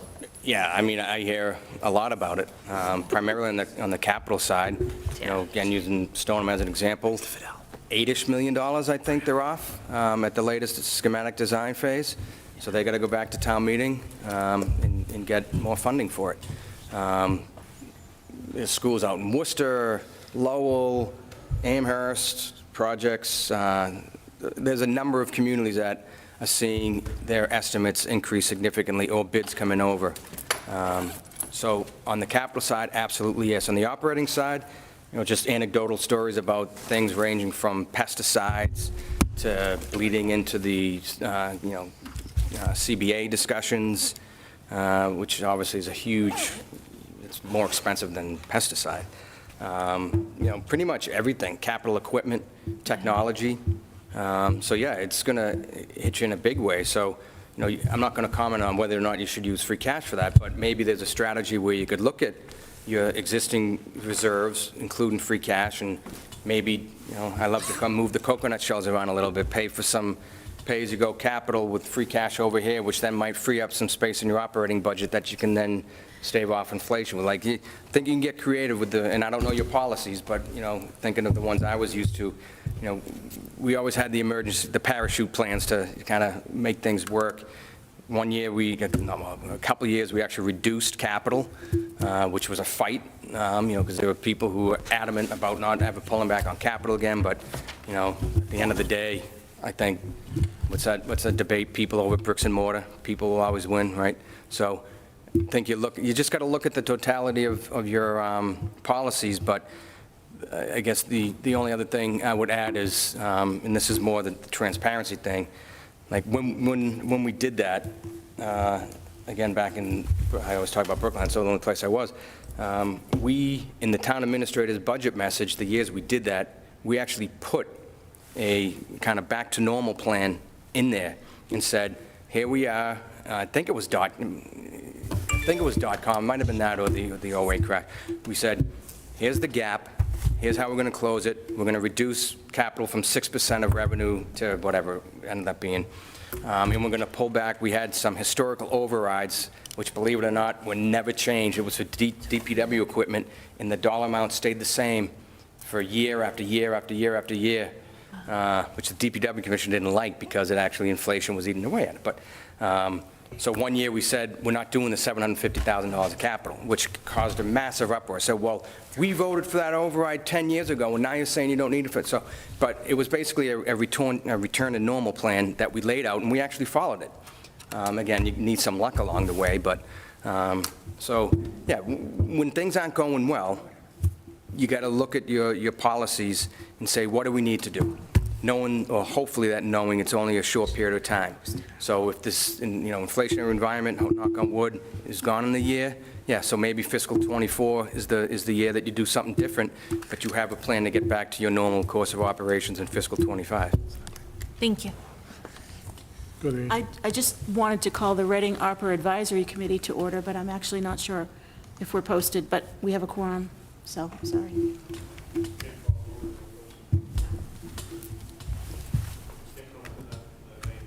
I'm sorry? Just can't comment on that vein. Right. Go, Joe. Yeah, just a quick question, and thank you also, this is really helpful. For free cash, it looks like you have like data on like peer communities. Do you have anything like that would compare like a Reading profile type community, like going a little further, like just, in terms of outstanding debt or like, Yeah. I'm trying to think of the right metrics because I always struggle with like the opportunity. I'm smiling because that's a nice softball, because we have on our website a tool that allows you to find your comparison communities, your like communities. So there's a tool where you can pick different variables, so whether it's population, I think it's population, bond rating, budget size, tax rate, those types of things, and then it will narrow, it will give you those communities. Then there's about 4 or 5 tabs of different data. So revenues, expenditures, debt levels, free cash, stabilization funds, that type of stuff. So with that tool, you can get that. If there's some data points that don't show up, at least you know the communities that you're looking for. Then you can go into our financial trend dashboard, which if you're not familiar with, it's also on our website. It's basically set up to be like a Moody's or S&P analyst. It gives you 5 years of data in a graph, so it's easy to see. You can choose your community, and then you can click a button and another window will open, and you can choose, in some cases, up to 30 years of data, and you can choose whichever communities you want. So there's a lot of ability to kind of plug and play for the information you're looking for. But it's called the comparison, I think it's called the comparison tool. Go to our website under the Training and Resource Center, and then there's something called Tools and Calculators. It will be there. Oh, great, yeah. Thank you. And I think you mentioned this before, but like that debt service calculator, so do you have any idea like what like AAA debt would be now? Like any like community that's floated debt recently? Like You mean the rate? Yeah. Like, what- just, I'm not going to hold you to it. No, No, I got taxable debt in my head for a totally different reason. With pension obligation bonds, just we're dealing with them today, but anyway. I want to say like 3.5-ish%. Yeah, I spoke to our bonding agent within the last week, and she said 3.5, Yeah. 3.875, and then they're packaging at a 4% rate or a 5% rate. Okay. So Which- it's almost quadrupled, really, right? Yeah, I mean, we offered 8.87. Historically speaking, they're still great rates. Yeah, right. No, Exactly, yeah, but so we our got last- spoiled, yeah. Our last offering was very low. And that's another thing, like when you're putting together your capital plan and your debt management plan, be super conservative with your interest rates. We were using 5% when the rates were 3%. And why? Because you know something's going to happen year after year after year after year when you're talking about capital. Project scope change, priority change, something's going to happen. So, whoever's putting your capital plan together, you got to have that flexibility to, to kind of manipulate it, right? But, so they said 5% for They said AAA? They were, for AAA community, 3.875 is Oh, what they 3.875, just recently okay, yeah. saw, but then they'll package it with a premium at 5%. So you've got to be able to pay that interest It will rate. be interesting to see if premiums start going away because the rates, I was asking, are they even doing premiums at that rate, yeah, did you say Cinder? Do you use First Southwest or For Hilltop? Southwest, yeah. Hilltop? Hilltop Yeah, Securities. yeah, I had a similar conversation a few weeks ago, and I don't think premiums are going to be like what they have been. No, I don't think so But either. anyway, Thank you very much. Okay. all right. I don't know if this is a softball, so every single year, we allocate free cash now to budget. It takes a considerable amount of time. It's not a huge part of the market, it's $100 million, it can range from like $1 million to $2 million. Is that inconsistent with, I saw your guidance, but this is what we've done historically, is that inconsistent with other communities? I'm not avoiding the question, I'm giving you a legit answer. Every community does it differently. Again, I've already told you many times what we did in Brookline.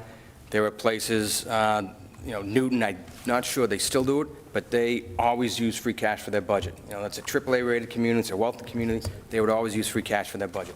There were smaller towns that always use free cash for their budget. There were smaller towns that never use free cash for their budget. It really depends. You look at that, you look at, do you have a pay-as-you-go component? Because some people you might budget small capital in the operating budget, and you're using free cash for the operating budget. You can make the argument that you're actually using that for pay-as-you-go capital, right? Some grow excess capacity and then come back to it and tap into it instead of using free cash. Like, there's just, I don't want to say there's 351 different stories, but, I couldn't say, I can't give you any data that says X% of communities use free cash for their budget. What we do see is most communities do use a fair amount of their free cash on a year-to-year basis, but we don't get it from each community, how are you spending it? We just see it as a revenue source. But I want to say 3/4 of communities spend a very large share of their free cash on an annual basis. But I can't tell you if that's to balance the budget, or if it's for pay-go capital, or they're throwing it into a stabilization fund because it's a higher threshold to get the money out, which is a strategy some communities use, right? So I'm not sidestepping, it's just everybody's different. It's contact, contextual. Thank you. Sean, thank you so much for doing this. Really, really appreciate it. All right, Thank you for my taking. pleasure. Good luck with everything. Thank you All very right. much.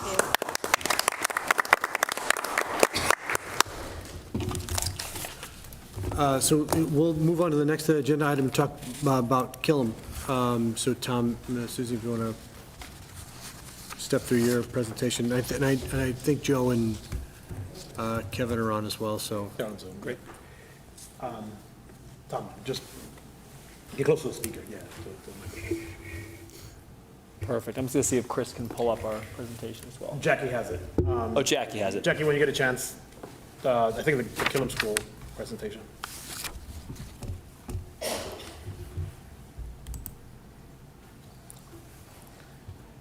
Thanks, Jackie. Perfect. Thank you, Jackie. So tonight, we're going to provide a high-level overview of the Killam project, where we stand, what's ahead. And this is the same presentation that we provided on September 8th through the public hearing. Tonight, I'll be presenting an overview of just why Killam and some of the needs in the Killam community and the Killam building. Susan Botan is going to share a little bit about the MSBA process, where we are and what's ahead. And then Carlo Nazaro from our school committee will be sharing what the implications of the town meeting vote in November. Also to share, we're joined by a couple members of our team. Kevin Kabuzzi, Joe Huggins from our facilities team are online and remote, so they'll be happy to jump in with anything as well. And also Tom Wise and Aaron Gaffin from our school committee are also here, so you may hear them jump in as well too. So again, given that some of you have been very involved through this process over the past couple of years, from the and also over especially the past couple of months, our goal today is just to provide a high-level overview of sort of where we stand. So Jack, you can go on to the next slide. So I think you've probably heard a lot of the arguments about just why Killam, why does Killam need to be addressed. Tonight I'll speak again high level on two of the major areas for us around the Killam building. One is in regards to facilities, and then the second is in regards to programmatic. I'll speak about facilities, but if you want any nitty gritty questions, want to hear more detail, Joe and Kevin are happy to dive into that too. Which to start, as you know, Killam has not had major renovations since it was built back in 1969. And I think it's a testament to our facilities team to still have the building in sort of usable shape right now at this point. I think done a really good job making it last as long as it has right now. I think, in the words of Joe from a couple of weeks ago, it's really lived out its useful life at this point for our students. Some of the specific facilities issues, one, we know the community's heard a lot about lead in the drinking water, so currently we'd have just portable water stations throughout the building. Second is a lack of ADA compliance in several different areas. One, if you've been to Killam, the high-def areas, which are kind of the spaces that kind of join out a lot of the classrooms around the outside. So lack of ADA compliance in the high-def areas, student and staff bathrooms, entrance and exits, and cafeteria stage. I don't want to get too far into the specifics on that, but just know that that poses a major barrier for us in having access for our students and for our families, and something that we know we need to do better. Some spaces, classrooms require us to pass through other classrooms to get to that. There's one kindergarten classroom. You have to walk through another kindergarten classroom to get to the other room. You can imagine the challenge that poses for kindergarten students, but for any students in terms of focus on learning. Limited electrical and data connections, a lack of fire sprinkler system, still large-scale door and window replacements needed. An opportunity for increased sight lines for safety would be important. Again, not getting into too many of the specifics around safety challenges, things like that, but knowing that this presents an opportunity for us to increase safety through improving sight lines, and then currently having some challenges around water infiltration during heavy rain. So we see that there's some major concerns around facilities. Tonight we'll speak a little bit too about the why potentially a design of a new building versus sort of revamping the current building. We'll get into that and speak to that. And also that's something that will be addressed as sort of we move through the process. In addition to the facilities concerns, we also know that we have just concerns with sort of the programmatic needs for both our district and for Killam. Let me start with just the Killam specifically. We're having a difficulty meeting the needs of all of our small group spacing. So a lot of the spaces that we're using for small group support, tier 2 interventions and supports are in some of those high-def areas where, these also act as hallways as well, and also using like hallways and other spaces that are not ideal for targeted small group support. We also are having an increase of just English learners in our district and having to find increased spaces to support our English learners, and also an increase in the amount of special education programming supports to better support our students in district.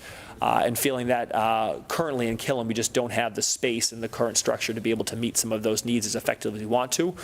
Which also then I think opens the door for larger conversations around what are the spaces that we have sort of programmatically to meet small group spacing needs, EL special education needs in our other buildings, and is also this an opportunity to meet some of our other needs that we're seeing around space and programmatic needs in the district as well. And there's also been conversations, we know to this point, about RISE. We know there's still an increased or a large demand for RISE in our community, and I think something that we know in the process ahead, as Susan will speak about, is an opportunity for us to explore what would it look like, what's the best option for us in terms of continuing for our RISE program, possibly under one roof, impact of that as well. So we think that the Killam sort of need falls under a couple of buckets: overall facilities and programmatic at both the school and district level. I'm going to turn it over to Susan, who's going to speak a little bit about just what's the MSBA process, where we've been, what's ahead, and then she'll turn over to Carla to talk about the town meeting vote. Thank you, Tom.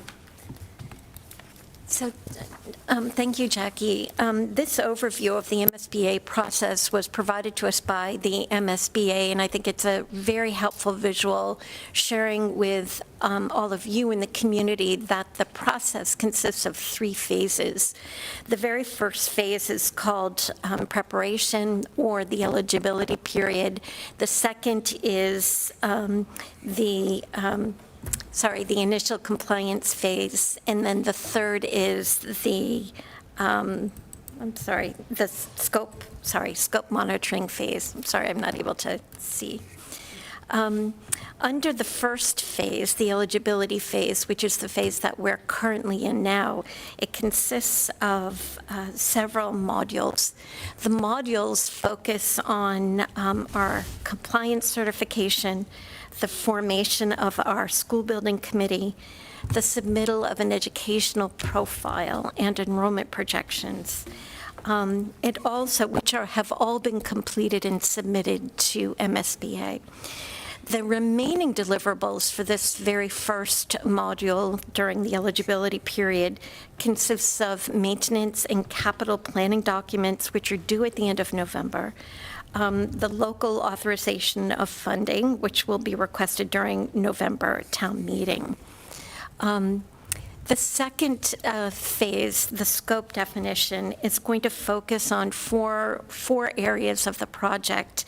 It includes the formation of the project team, the designer, the OPM, and conducting the feasibility study, and preparing the project schematic designs. This is the phase where we really dig in and we look at what all the different options are, the details, the space needs in order to deliver on our educational program or an educational vision.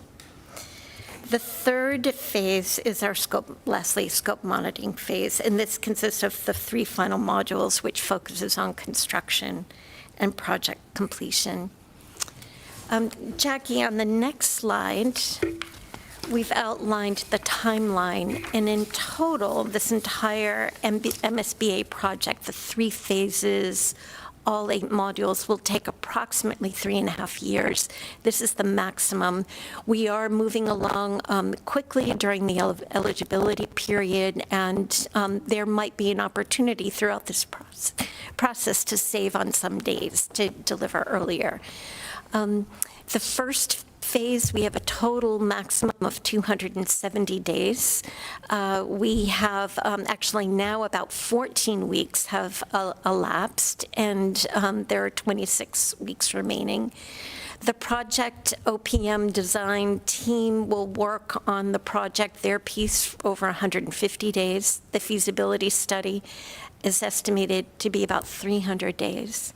Schematic design, 75 days. Project scope and funding, about 90 days. And the final design, the 1-year construction, is about 1.5 years. That's our timeline, and that's how we're moving forward on this project. Next, I'll turn it over to Carla Nazaro to talk about the implications of the town meeting vote.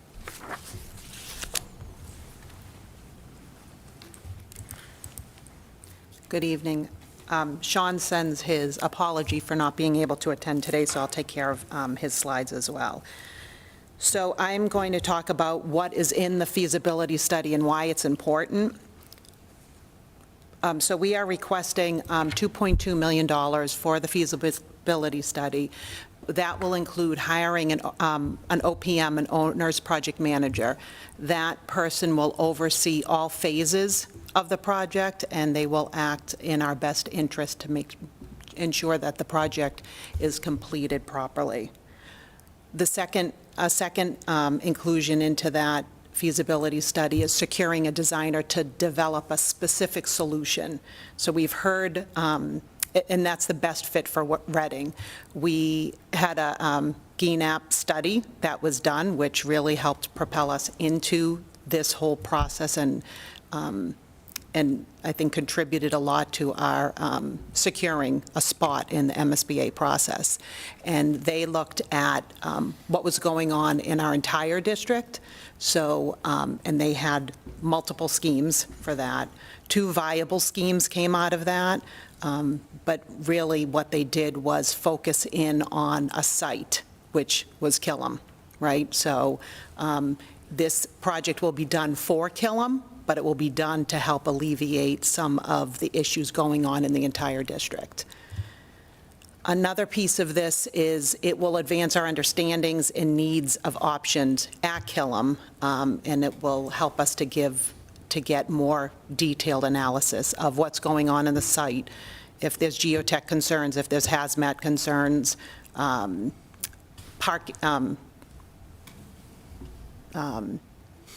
traffic studies and things like that. Next slide, please. And so why is this funding so important? Why is this feasibility study so important? Well, this will take us out of the eligibility period and into Module 2. It will provide us with a stronger basis of estimating the final project costs, right? So if we have an understanding of what the site really looks like and what we are contending with, then we're able to better estimate what our final cost of the project would be.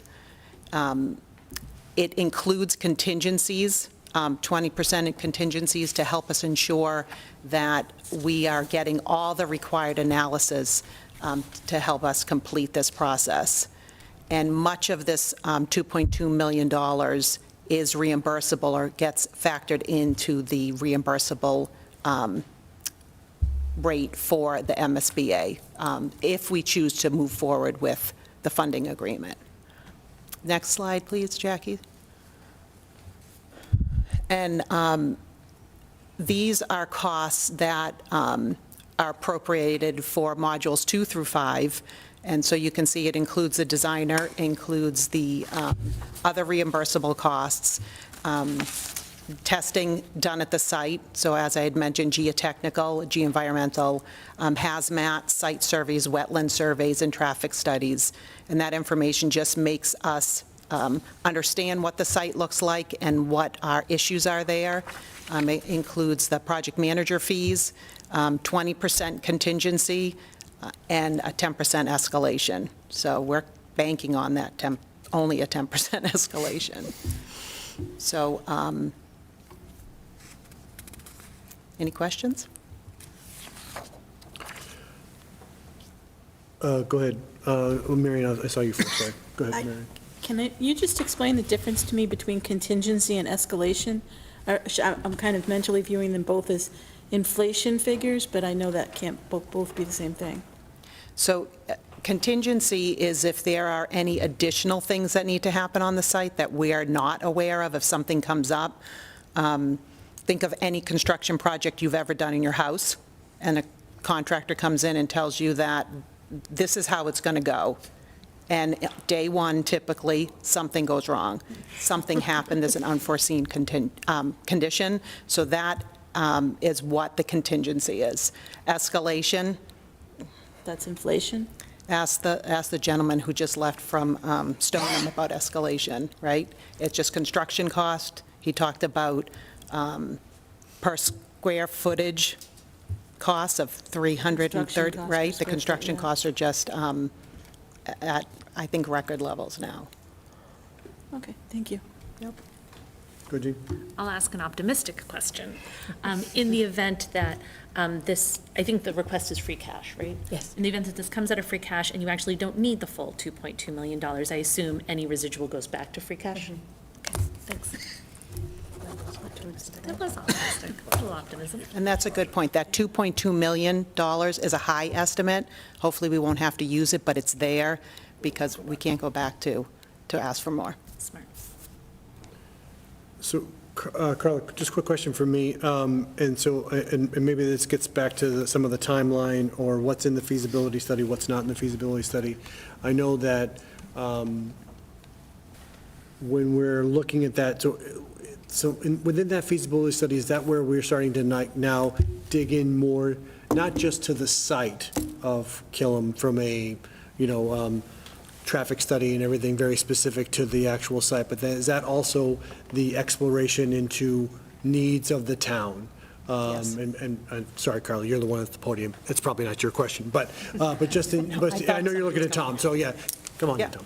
I can, yeah. But yeah, so it's more just looking at it, like, so are we now looking where we're starting to dive in more into what we would need? And, and I guess the other kind of adjunct question is, what's the time frame that we're looking at for, impact to Reading? I mean, obviously, we're not going to do a school again for quite a while, knocking on every piece of wood I can find. So like, what's that look like? I think that would be very helpful. I've heard that from other community members. So I will refer to someone else for the exact time frame on that. But yes, this is going to solve problems for Killam, but it's also going to solve problems for the district in terms of what type of programs we have in different places, potentially where RISE is going to go, because RISE is in multiple locations now. So we're trying to, with this project, alleviate pressure throughout the district. We will be transparent once this feasibility study is done on what is included in the feasibility study, which may be reimbursable and what is not, right? So sorry, just on that, so like, that'll come out of, that whole thing, that will come out of the feasibility study. So like, that's part and parcel to the feasibility study is all of that, all of those points? right, because we're going to come out with a design, right? So everything will be ferreted out. We will decide what is the best course of action. The design will be made on that. It will go to the voters, right? It will go to town meeting, but it will go to the voters as well, and it will be determined what will go into the project and what won't go into the project, potentially. But we'll know at that point what's reimbursable and what's not. So we're kind of cleaning the slate and starting over right now.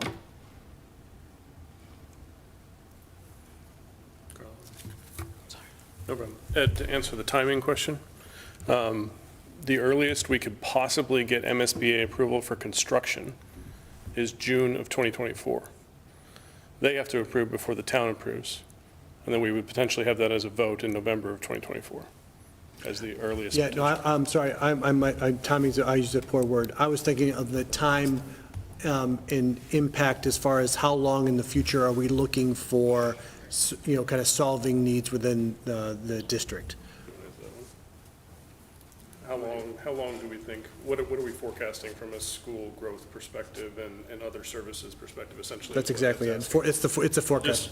Yeah, is it 20 years? I mean, 20 years would be what we're looking, but I guess the McKibben study only goes through the end of 2030 as well, so there's some flex there, I would suppose, as we think about it. I just want to go back to one previous thing you had asked too, is around, this vote sort of gets us into the game to look at all the possibilities. So, because I know we've seen, could this be a 600-student school with, some redistricting? Should it be a 400-student school? And I think, include RISE, not include RISE. I think those are all conversations that we think would come out through this next phase of the process. I also think it's important to say that it would be done with heavily with community engagement, right? Those are really important decisions that impact not only taxpayers, but also impact, a lot of students, a lot of families. So I think that we'd be really interested to see what we learn through that process and what the feedback is from the community as we move into that phase. So I think that this gives us the opportunity to move into looking at all the possibilities there. Go ahead, Chair. So I think it was the previous slide, Jackie, there was mention of something. Should we move forward with a funding agreement? So the 2.2 million, we have this feasibility study and we found out it's going to cost $290 million to build a school, something insane. We're not pot committed, right? This is kind of so I think that might be an important thing to say at town meetings so people don't feel like if we commit to this now, we're on the hook for something really big. And I have a question about Killam. We've talked, I'm a Killam parent, for full disclosure, and the lead in the drinking water is obviously a huge concern. And it just occurred to me, are they cooking with water with lead in it? Do we know, or do they have? No, they have that. They use the water filtration systems, like a lot of the same water that our students are using through, the portable tanks and things like that to cook. So we are not cooking for students with lead in the drinking water. That is very pricey, I'm sure. Yeah, Thank you for confirming. No, thank you for asking that. Go ahead, Marianne. For the feasibility study, who is the body that defines the scope for it? And does school committee or something approve it? And would the scope be defined to say, can you provide us multiple options? Or do you just say, we have the problem, maybe they're only going to come up with one option to solve it, or 2 or 3 options, but can we mandate in our scope, can you tell us what we can get for, X million dollars, X plus $10 million? Like, how does that process go? Is it just completely open-ended? Or does the Killam Building Committee define the scope? Anyone? Yeah.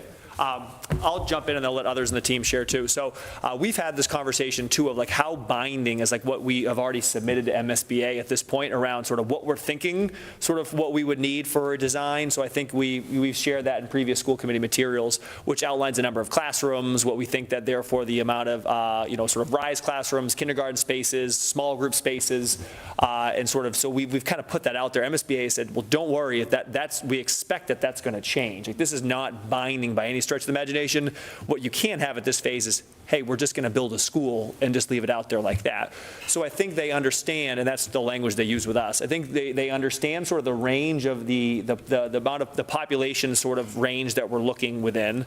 I think they understand sort of the potential size of the school, the space that we're on. They sort of have some general parameters. But moving forward, they said it's a very open conversation we move in, and I think that we've made it clear right away too that the RISE conversation is something that's on the forefront of our mind that we need to explore. Also, knowing that, looking at sort of the moving to a space where possibly we'd have enough space to move away from modular classrooms is something that we would want to explore. So I think there's some contextual things that we've made clear in our conversations with MSBA that we've also put in our sort of our documentation to this point that outlines some of those things that we think are important to explore in this phase of the process.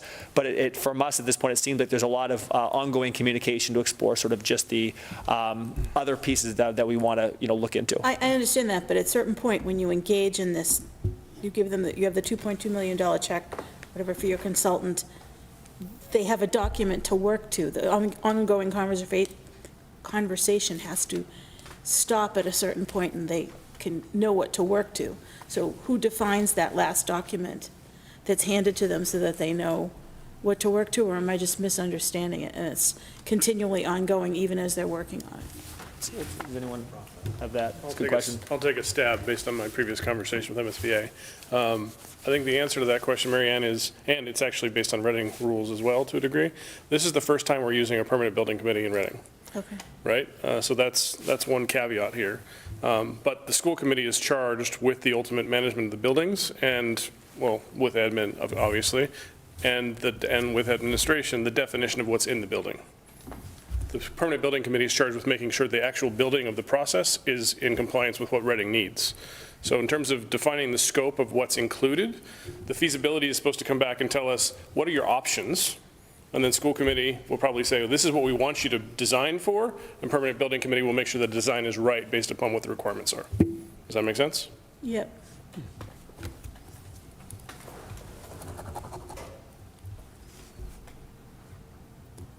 Good, Jean? I'm going to slightly complicate the conversation, but hopefully in a helpful way. What Emily said, I think, was really important, that this does not bind us, and that's an important part of the message to town meeting. The flip side of that is I certainly wouldn't want to vote to spend $2 million and then decide a couple of years later, wow, schools are really expensive, maybe we don't want to do this. So it's sort of both. No final decision is made till we have the design. But also, this is a very strong commitment on the behalf of the town, and I just wouldn't want that to get lost. Like, when you vote for this, you are saying we are now on the path towards getting that new school built. So good luck threading that needle, but I did want to just sort of add that complexity to the conversation. Okay.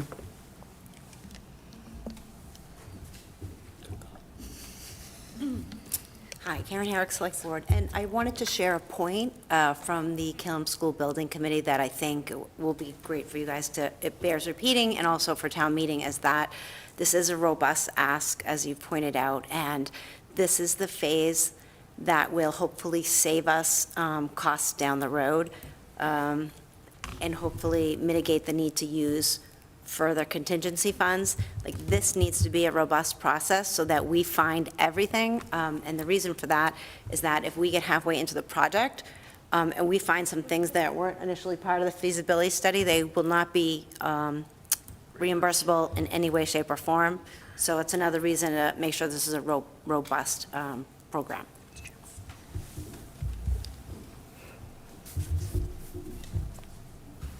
Any other questions around Killam? Thanks. Go ahead, Tom, sure. Just two closing comments. I'd Yeah, just please. like to thank, there's a bunch of people who are part of this process since its inception who aren't here, and I'd just like to thank those. I'd like to thank the previous superintendent, John Doherty, who I think also got this project rolling in a lot of ways with the support of everyone who was previously working alongside him with the school committee too. So just thank all those who aren't in the room right now who have helped move this forward. Also to a lot of the people in the community who have been advocating for Killam for a long time. It's nice to see your voices heard here too. Also like to share that Fidel and I will be sharing out some messaging with town meeting members around opportunities to come for town meeting members to come visit Killam prior to the town meeting vote. So we have 3 dates tentatively selected for end of October, early November. It'll be a 1 weekday evening, 1 Friday afternoon around lunchtime, then 1 Saturday morning for you to come out, for town meeting members to come see the space and to be able to walk around and get a feel for some of those things that we're talking about that may seem a little bit more abstract at this point too. So I can't more information that to encourage, come. I can't encourage the community to engage in this and take this opportunity. As someone that has been through Killam on numerous occasions, and you know, kind of in to try to help thread that needle between what Jean and Emily were talking about, we need a new school. That needs to, I mean, like, it's, so please, but that's one man's opinion. Go to the school, walk through it, talk with the, you know, if it's on a day when there's educators there, talk to them. And to be able to understand that. I think, you know, and, you know, Tom, to your point, and I can't, you know, I know Joe and Kevin are still on, thank you to facilities for what they do, have been doing and continue to do, because it's remarkable what they've been doing and where we are with, you know, with that school.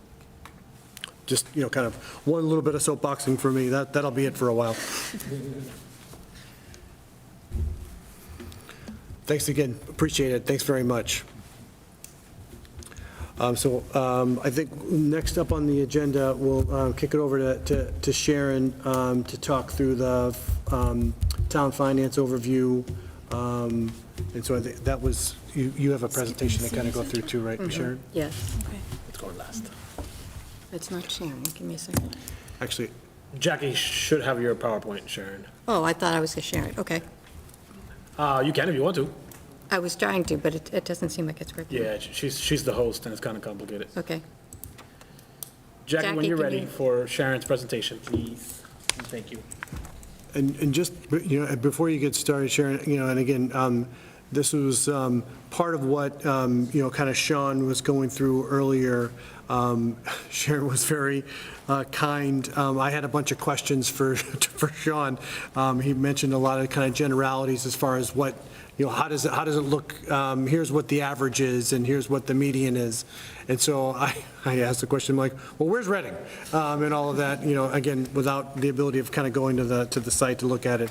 And so Sharon was very kind to be able to pull some of that information, and that might be some things that we, you know, kind of sprinkle through this as well. So I just think it's, but this is, you know, this is kind of the, you know, what we typically go through in the financial forum, and I think there's a lot of good information here, so I won't, you know, kind of steal your thunder too much, Sharon, but. Thanks, Ed. Jackie, next slide, please.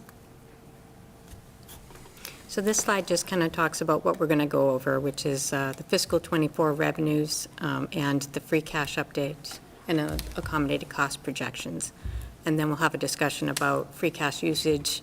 Obviously, you don't have to make any decisions today, but just to start thinking about. Next slide, please. So this shows our fiscal '24 revenues. You can see that property tax revenues are up 3.4% over the prior year. That number is derived, just as Sean said, you take the prior year levy, you increase it by 2.5%, and then you add new growth. And then we have our other local revenues up 9.5%. That does look high, but when you see our regeneration, you'll see why. During the pandemic, we did scale back very conservatively on our revenues, and we're just starting to get close to where we were prior to the pandemic. So in order to do that, we're putting larger increases there, but they are supported by actual revenues in the prior year, so they're not overly conservative in my feeling. State aid, we do have an agreement with FINCOM to just budget that at 2.5% because we never know what state aid is going to be at this point.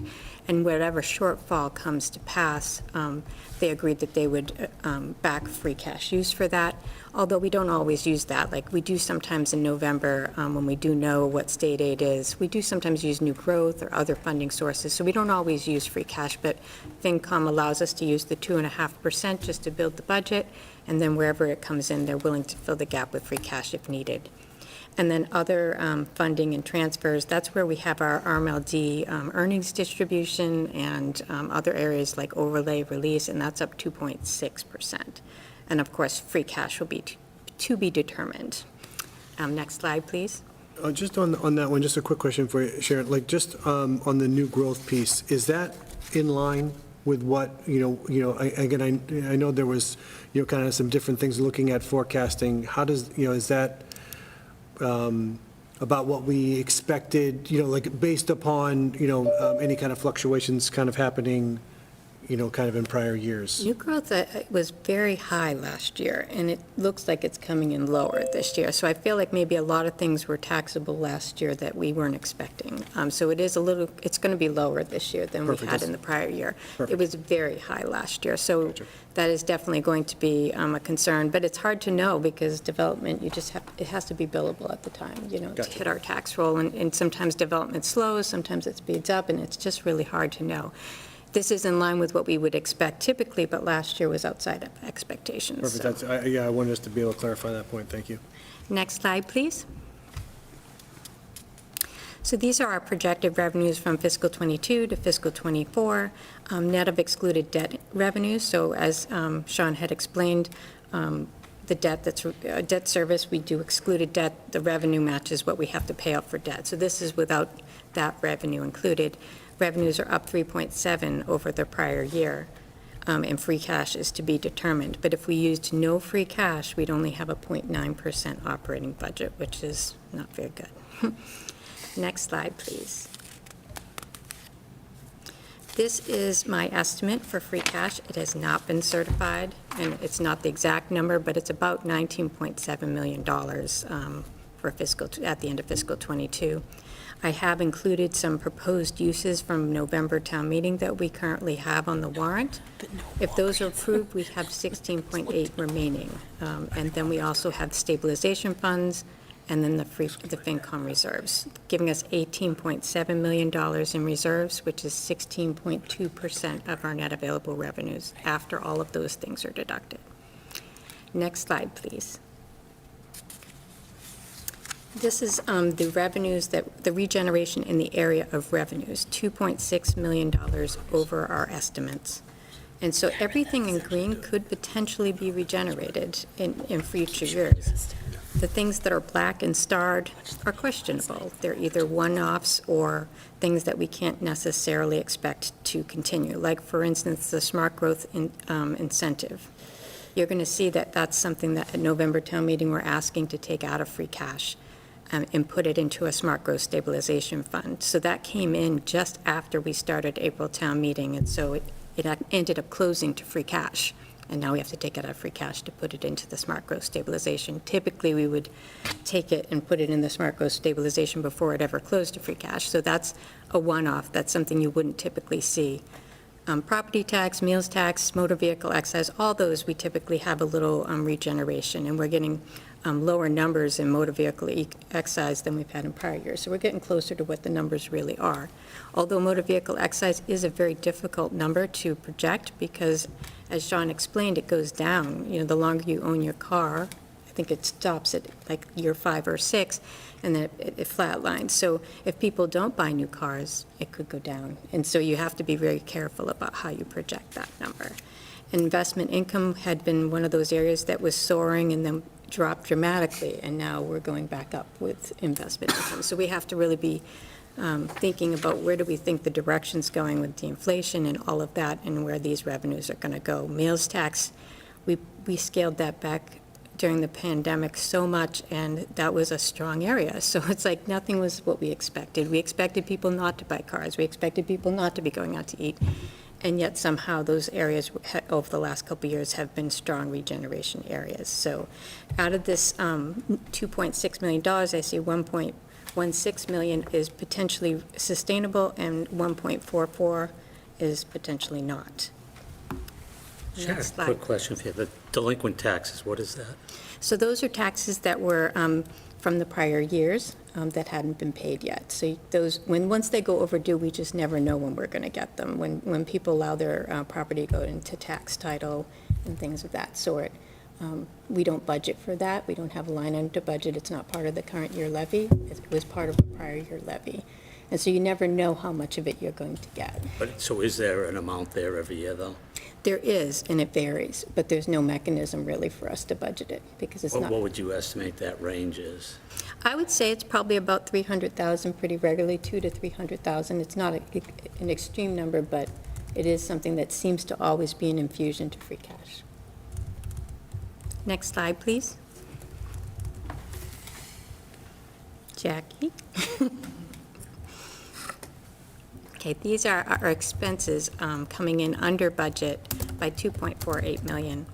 So the first section, 1.08 million, is accommodated costs, the largest of which is our employee benefits that turned back 707,000, capital at 201, FINCOM reserves at 150, and street lighting at 25,000. The school turned back 203,000, 10,000 from the school administration area, and 193 from regular day.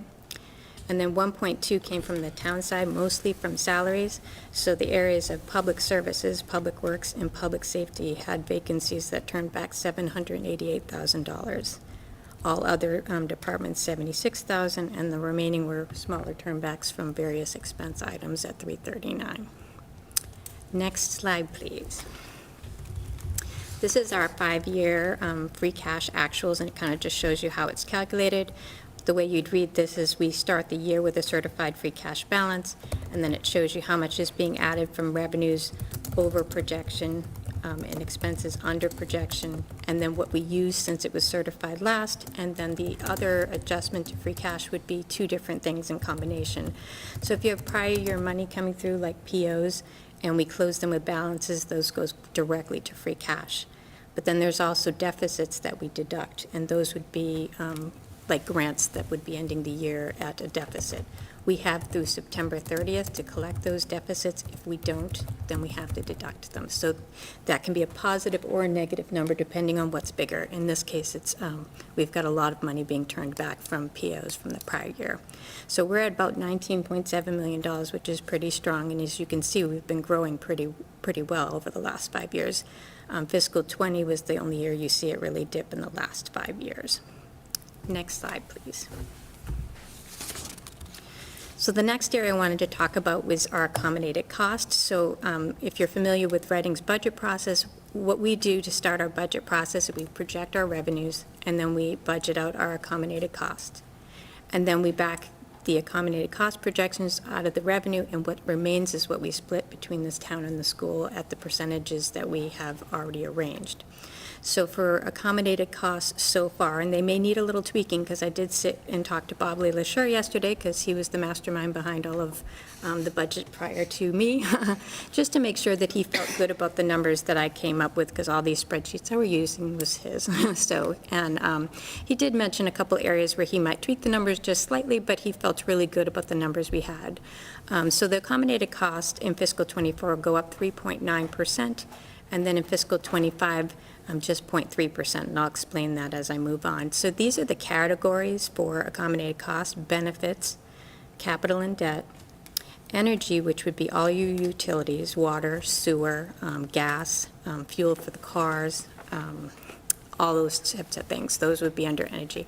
Financial, which would be property and casualty insurance, veterans assistance, that sort of thing. I think even the FINCOM reserves might show up in that category. Then education, special ed out of district. I have a 4% increase there. I'm still looking to shore that up with the school department. It's kind of early to have that number, so I've left it at the 4%. It could be higher, it could be lower, so we still have a little tweaking to do here. The vocational, up 4%, and then miscellaneous and community priorities. So the school department, Fidel and myself, Tom and Susan have been sitting and discussing the full-day K problem. We agreed that each year we would put $150,000 as a community priority to start the ball rolling, and then try and find another $150,000 every year, try and get it funded in 4 years.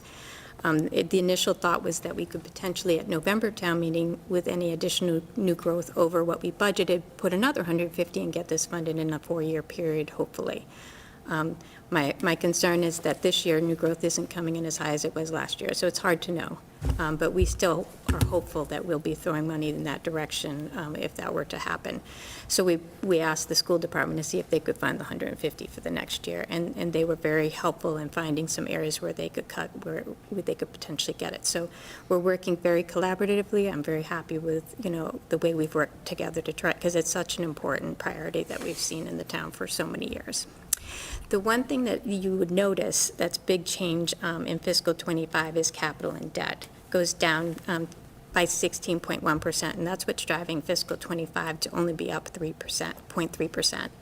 And that is because in capital and debt is debt inside the levy, but also excluded debt. So our high school debt, and I think it's Wood End debt, excluded debt, will be paid off in fiscal '24. And then all that would remain in excluded debt would be the library, which will get paid off in fiscal '25. So that's what's driving that very low change in fiscal '25. So I knew it would look funny, so I felt the need to explain. Okay, next slide, please. Just got a question for you. On that slide, you were showing vocational education, and the Northeastern VOTEC just was approved to.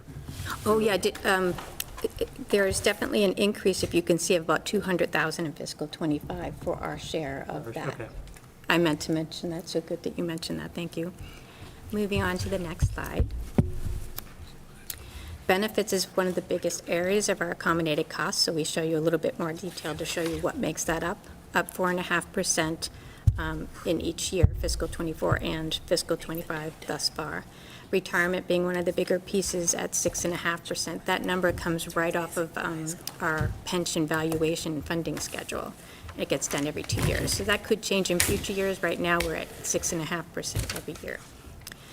Health insurance is, like Sean said, a very difficult one, and it was one that Bob and I talked at length. The 4% may be okay because we turned back 707, but he likes to have a little cushion there. So if Susan were to come up with a number that for out-of-district special ed that ends up being lower than the 4%, I think that's where I would put the extra funding, just to have that cushion. Health insurance is a very hard area, and it's a big number. It's one of the biggest numbers outside of our salaries. So he did feel like the 4% may be okay, but that he would put cushion there. So that's something to consider. You might see that number change in the future.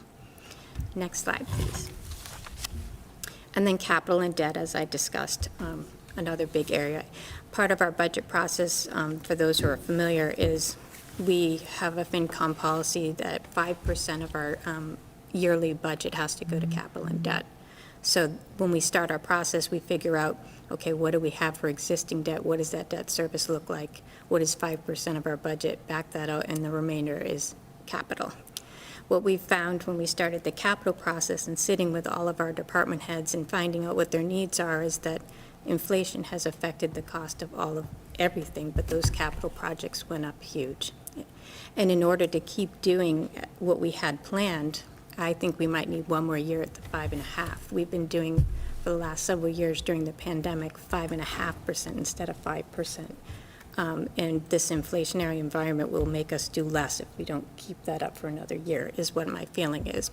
The capital plan after fiscal '25 goes back to the 5%, but I think we're going to need, we were supposed to end in fiscal '24, the 5.5. It looks like very difficult for me to do it without keeping one more year at 5.5. But it would be for extra capital, and capital is a one-time expense. So I do think it's a nice place to put our free cash. So that's a thought to be considered when you're thinking about free cash use. Next slide, please. So this is a free cash usage chart that kind of shows you with every level of free cash what the operating budgets look like. Last year, we had 3.85%, so I highlighted the 3.75%. That would cost us, just 3.28 or $3.275 million to get to the 3.75.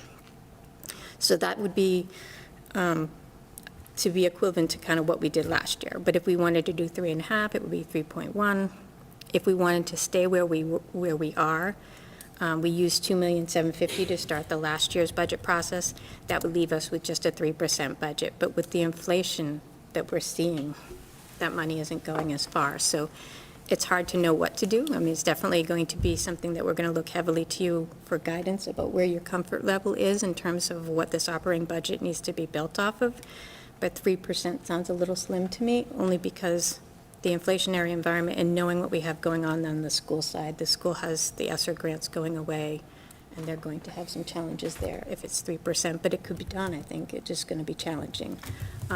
So I just felt like I give you the range so you can kind of pick your comfort level and then see if we can build a budget that works with what your thoughts are.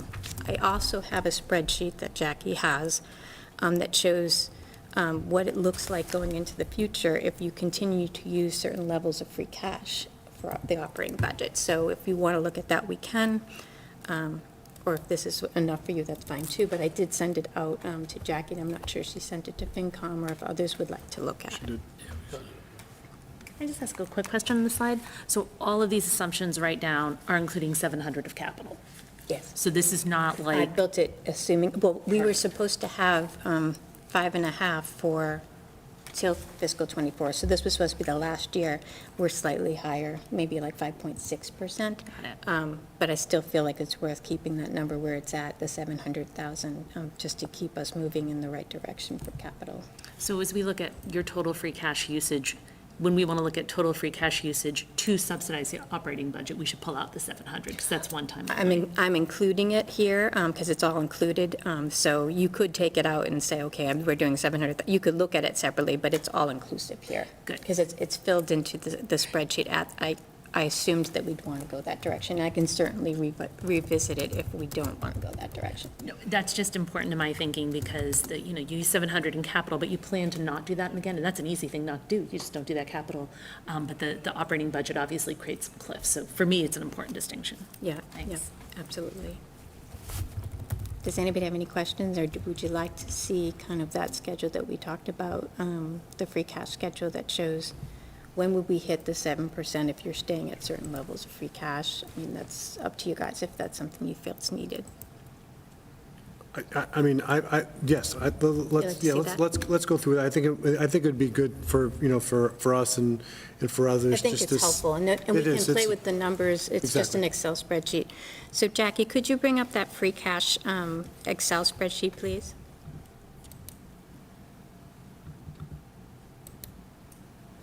So used to driving. I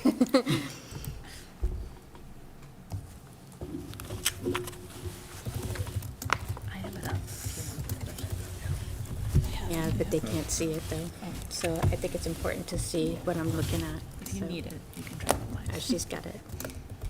So, Jackie, can you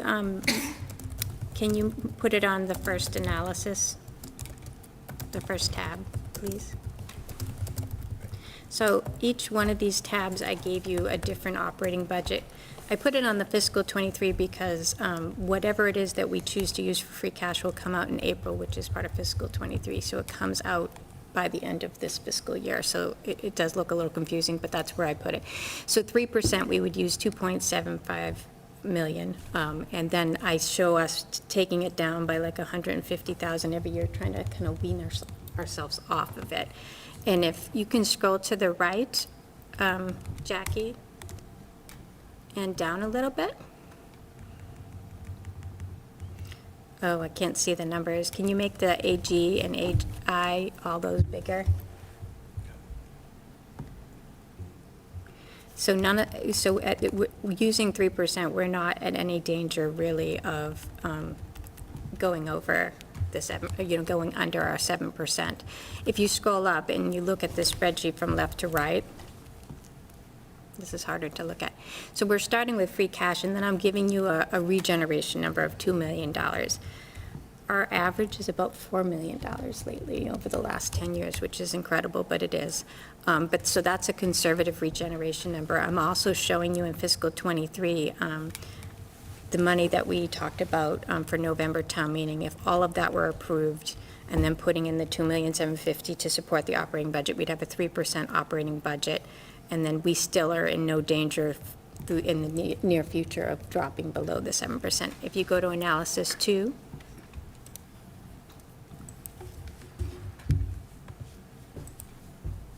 this is a 3.25% budget, so it's a $2,920,000, and then I start to drop it every year by a certain amount to try and wean us off a little bit so we're not at such high levels. If you scroll to the right and down, when we start to go negative, the numbers are red. And for whatever reason on this particular screen, I'm not seeing the whole. And I don't think we go negative at that. So for each level of free cash up to 4.25, I give you a tab where you can see for that year, we'd have to use this much and weaning us off by like 150,000 a year. You're going to have some things at some rates that you're going to see that we're going to go negative at, 2029 or 2030 or 2031.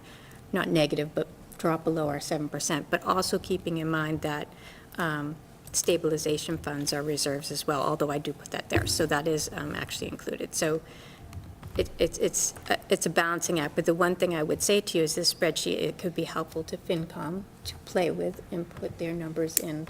I feel comfortable with 3 million, or I feel comfortable with 2.750, and to know what, if you used a similar number every year, how long would it be? Or if we stayed at the same level, if we, so just to give yourself an idea and some comfort around staying above that 7% limit.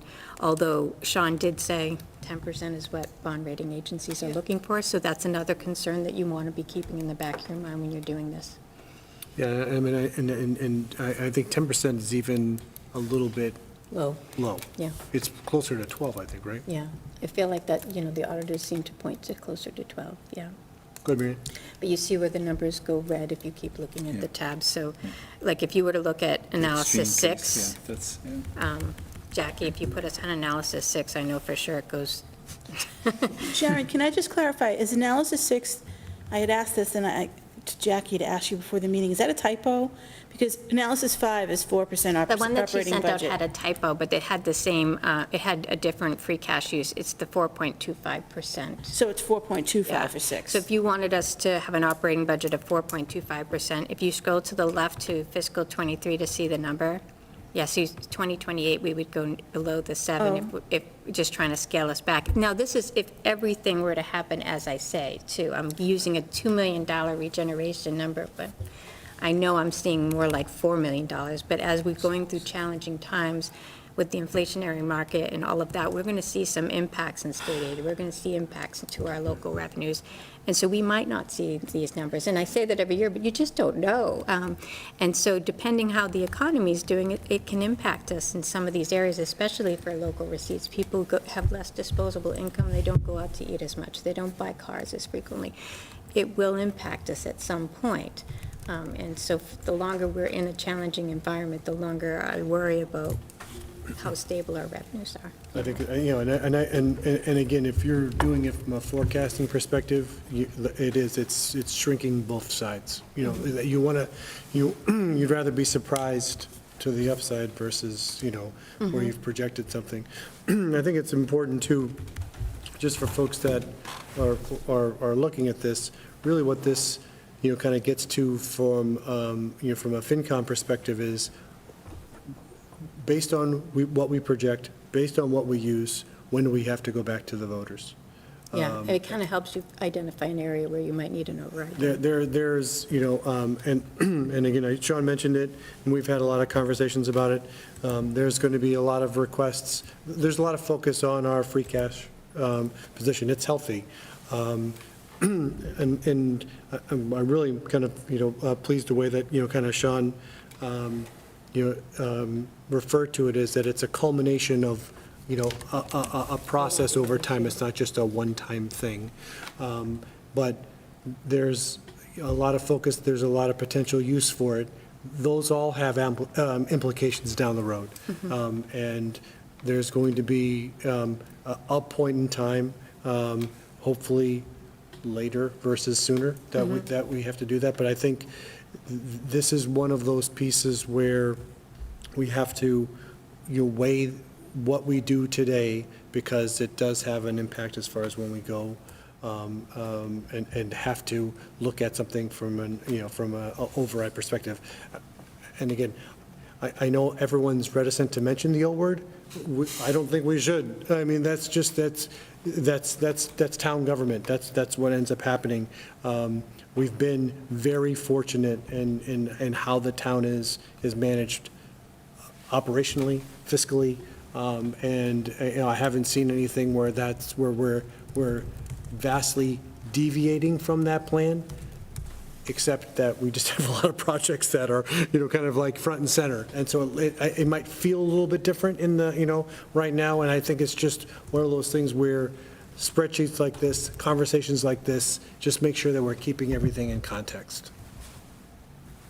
Yeah, so there's one for each, I don't know how much you guys want me to show, but there is one for anywhere from 3% to 4.25, kind of going up 0.25%, just to give you an idea. And then FinCom can play with those numbers a little bit and see where their comfort level is.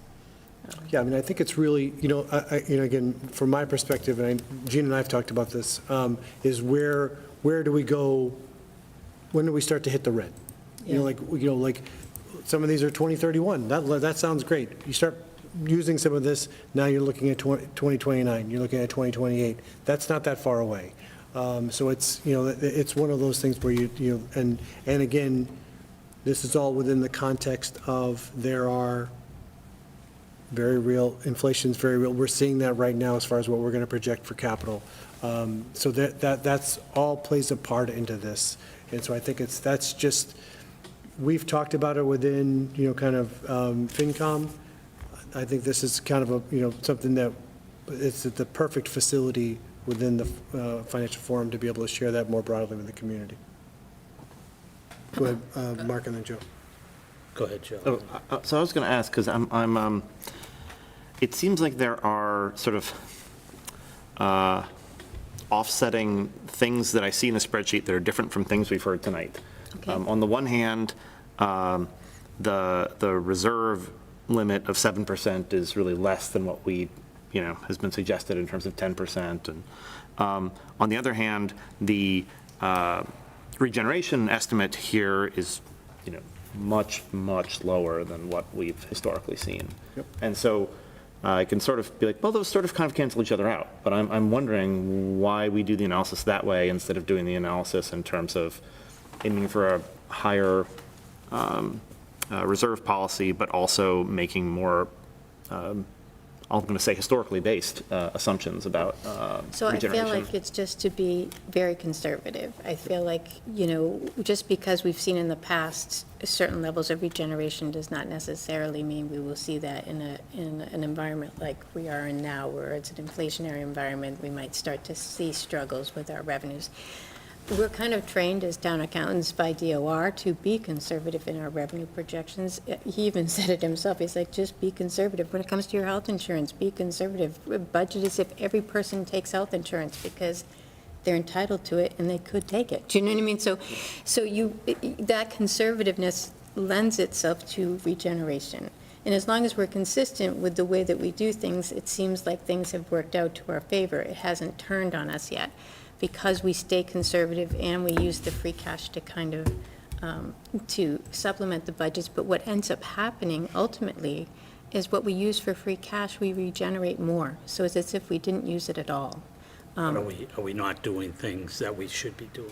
I feel like we are, because we have policies where we're saying to ourselves, we are not letting our infrastructure go, and we're going to do 5%, just like you talked about. 5% of our budget goes to debt and capital, and we make sure that we adhere to that every year, and sometimes even extending beyond. For the next couple of years, we're hoping to do 5.5%.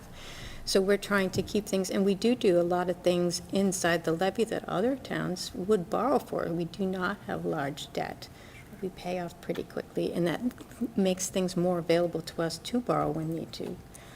So I do feel like we don't push things off too far in the future. I do feel like we're doing what we need to do. There's always stuff to do, honestly, but I don't think that we put things off too far. But I think if we looked at the regeneration, like we're ultra conservative there. Yeah.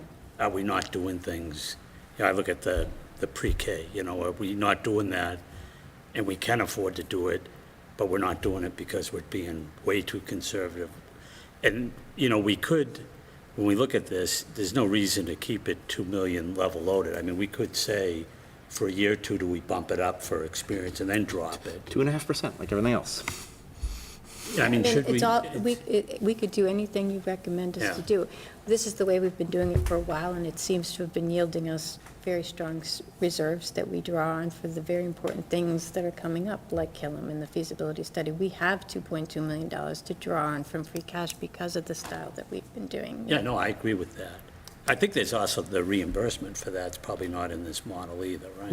No. So I think we got to watch that we're not too conservative and we're not doing things or recommending doing things that we really can and need to afford because we're being way too conservative. I mean, I'm open to any changes you want to I mean, make. I opened up the prior years, it's like, it hasn't been anywhere near 2 million, the regeneration, in a long time. In a long time. It's a very conservative number, Yeah. but it's to make you see that this is pretty safe bet that you're not going to fall below. You know what I mean? So that you can look at this and feel pretty comfortable. yeah. Every year, we're going to at least regenerate 2 million, usually $1 million at least on the revenue side and $1 million on the expense side. So you feel pretty comfortable that even if you got close to the 7%, it's probably not going to, you know what I mean? When you're doing the Yeah, I think spreadsheet, we it's probably have- not even going to be as close as that. Yeah, I think we have time to react, though. Like, if we look and said, oh, let's bump this up to 3 million. We right? could. And we adjust the budget. If we see that, we come in at 2 million or 2.5, we can still adjust. We can adjust as we see changes. Yeah, so I just absolutely. think we shouldn't be looking at shortchanging, ourselves and the town, just to be conservative for the sake of it. And then we regenerate another 2 million almost every year of free cash. But So, also keep in mind, some of that regeneration is stuff that we really did need, but just went vacant. Like, so for instance, on the town side, $1 million is turned back, and a lot of it is salaries. Those are real positions that were left open that we really did need, So it's a budget that's fully loaded with everything we need, and then just a normal turnover, you turn Yeah. back things because nobody gets somebody to replace somebody before the other person leaves. You know what I mean? Like, you Yeah, always have it's- these periods where, in certain positions, especially when there are things like firefighters, extended periods of time to actually hire for civil service. So we have some challenging things when it comes to hiring that even makes that time frame that a position stays open longer. So you got to look at it that way, too. Some of this regeneration is caused by things that we truly needed, but but we're never going to be at 100%. we're never going to be 100%, but it's hard to budget for No, I think we budget 80% of your staff or 100%. 90% of your staff. Do you know what I mean? Like, I think we budget at 100%. because it's but not all kinda- coming from the revenue side, it's coming from expenses and things we truly needed, but just for whatever reason had to turn back. Gretchen, you can give the opposite view of that now. Ready, more needles. No, I actually have a question, but then I do have a thought. My question, and this, I'm really fixated on, when we keep saying how much free cash we're going to use in this fiscal year, it's very important to me to delineate between how much of that is for capital and how much is for the operating budget. So in analysis number 1, this assumes we use 2.75, right? But you are assuming 700 of that. So I'm assuming about 700 of that is actually capital. Perfect. And again, that carries through all the analysis. That brings us that difference between the 5% and 5.5%. That additional 700,000 is that vantage point from 5 to 5.5%. And that carries through all 6 analysis? Okay. That helps answer my next question, which is you dropping the assumption of how much free cash we're using every year, but I assume your assumption is the capital.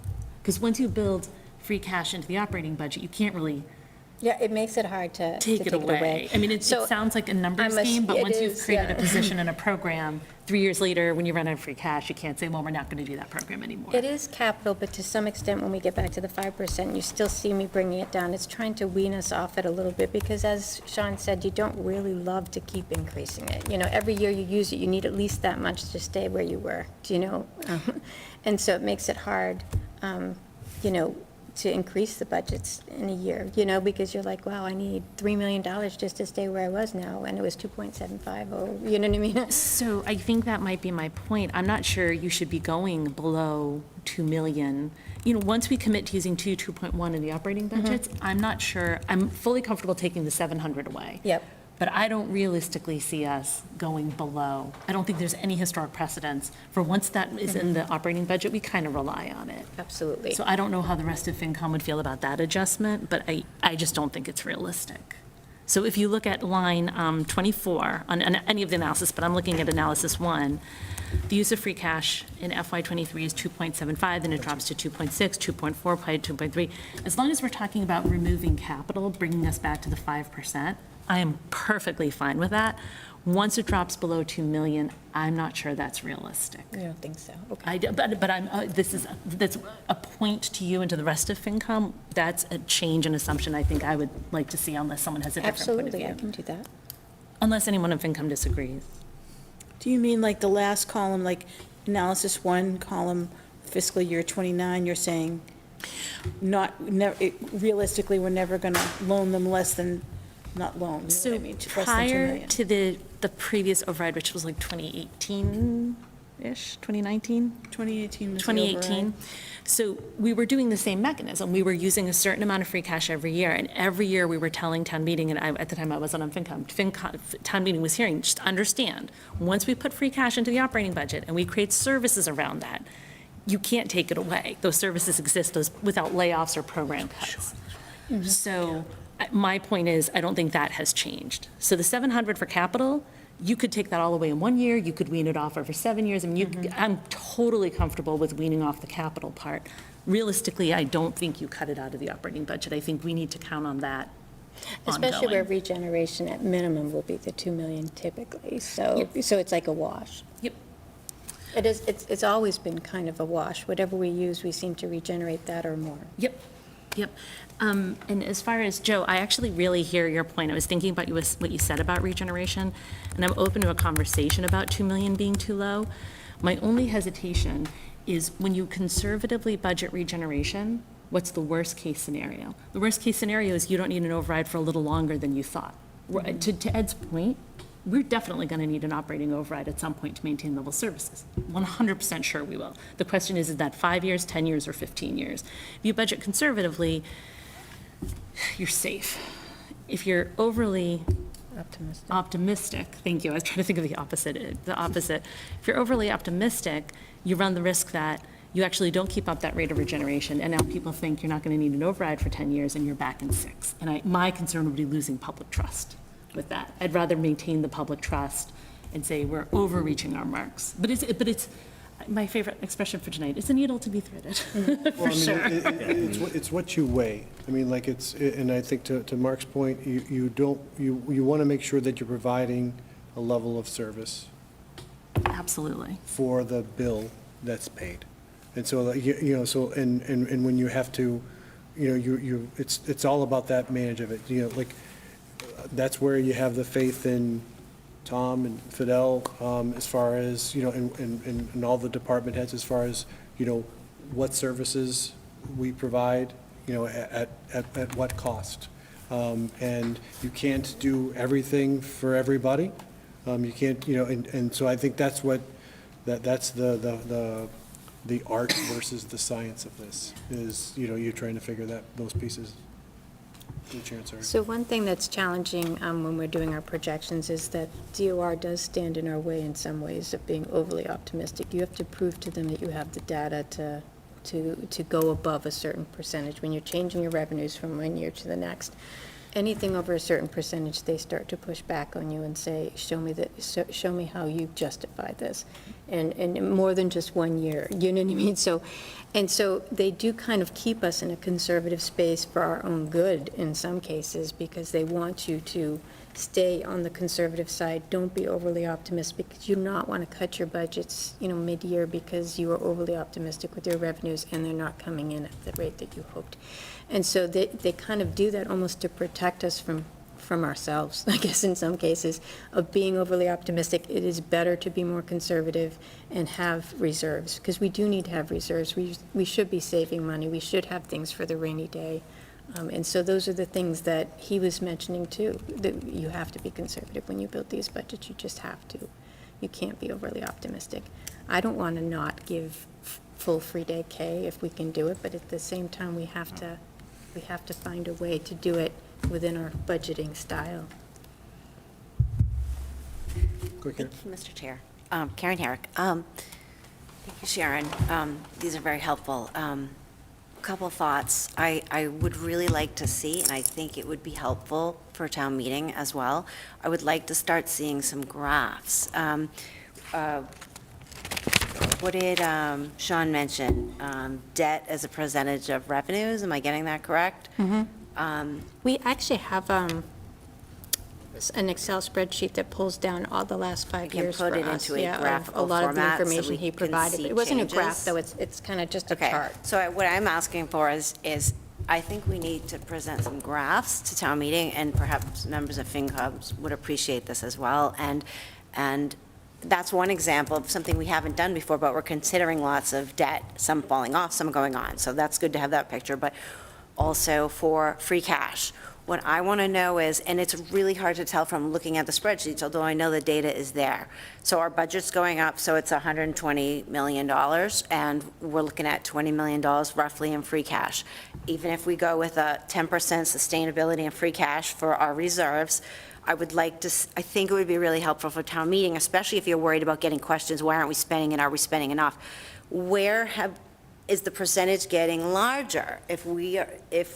And it gets to some of your points, if it keeps getting larger, then maybe that's another way to say, well, maybe we can be less conservative, maybe we can staff a little differently than we have. But I don't think I can tell that, and I don't think other town meeting members can from a graph perspective. But I would personally just really like to see that, and historically, you should be able to show it, and you can use whatever, you can use the FinCom policy reserves, or you could use the stability and the free cash and go for 10%, but just show us.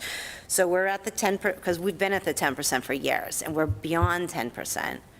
But you could, and just using your November numbers, where have we been? I think that would be really helpful. The other thing I wanted to just suggest about, and ask your opinion as to how we can incorporate in this. So this year, we're over $5 million in earmarks and grants.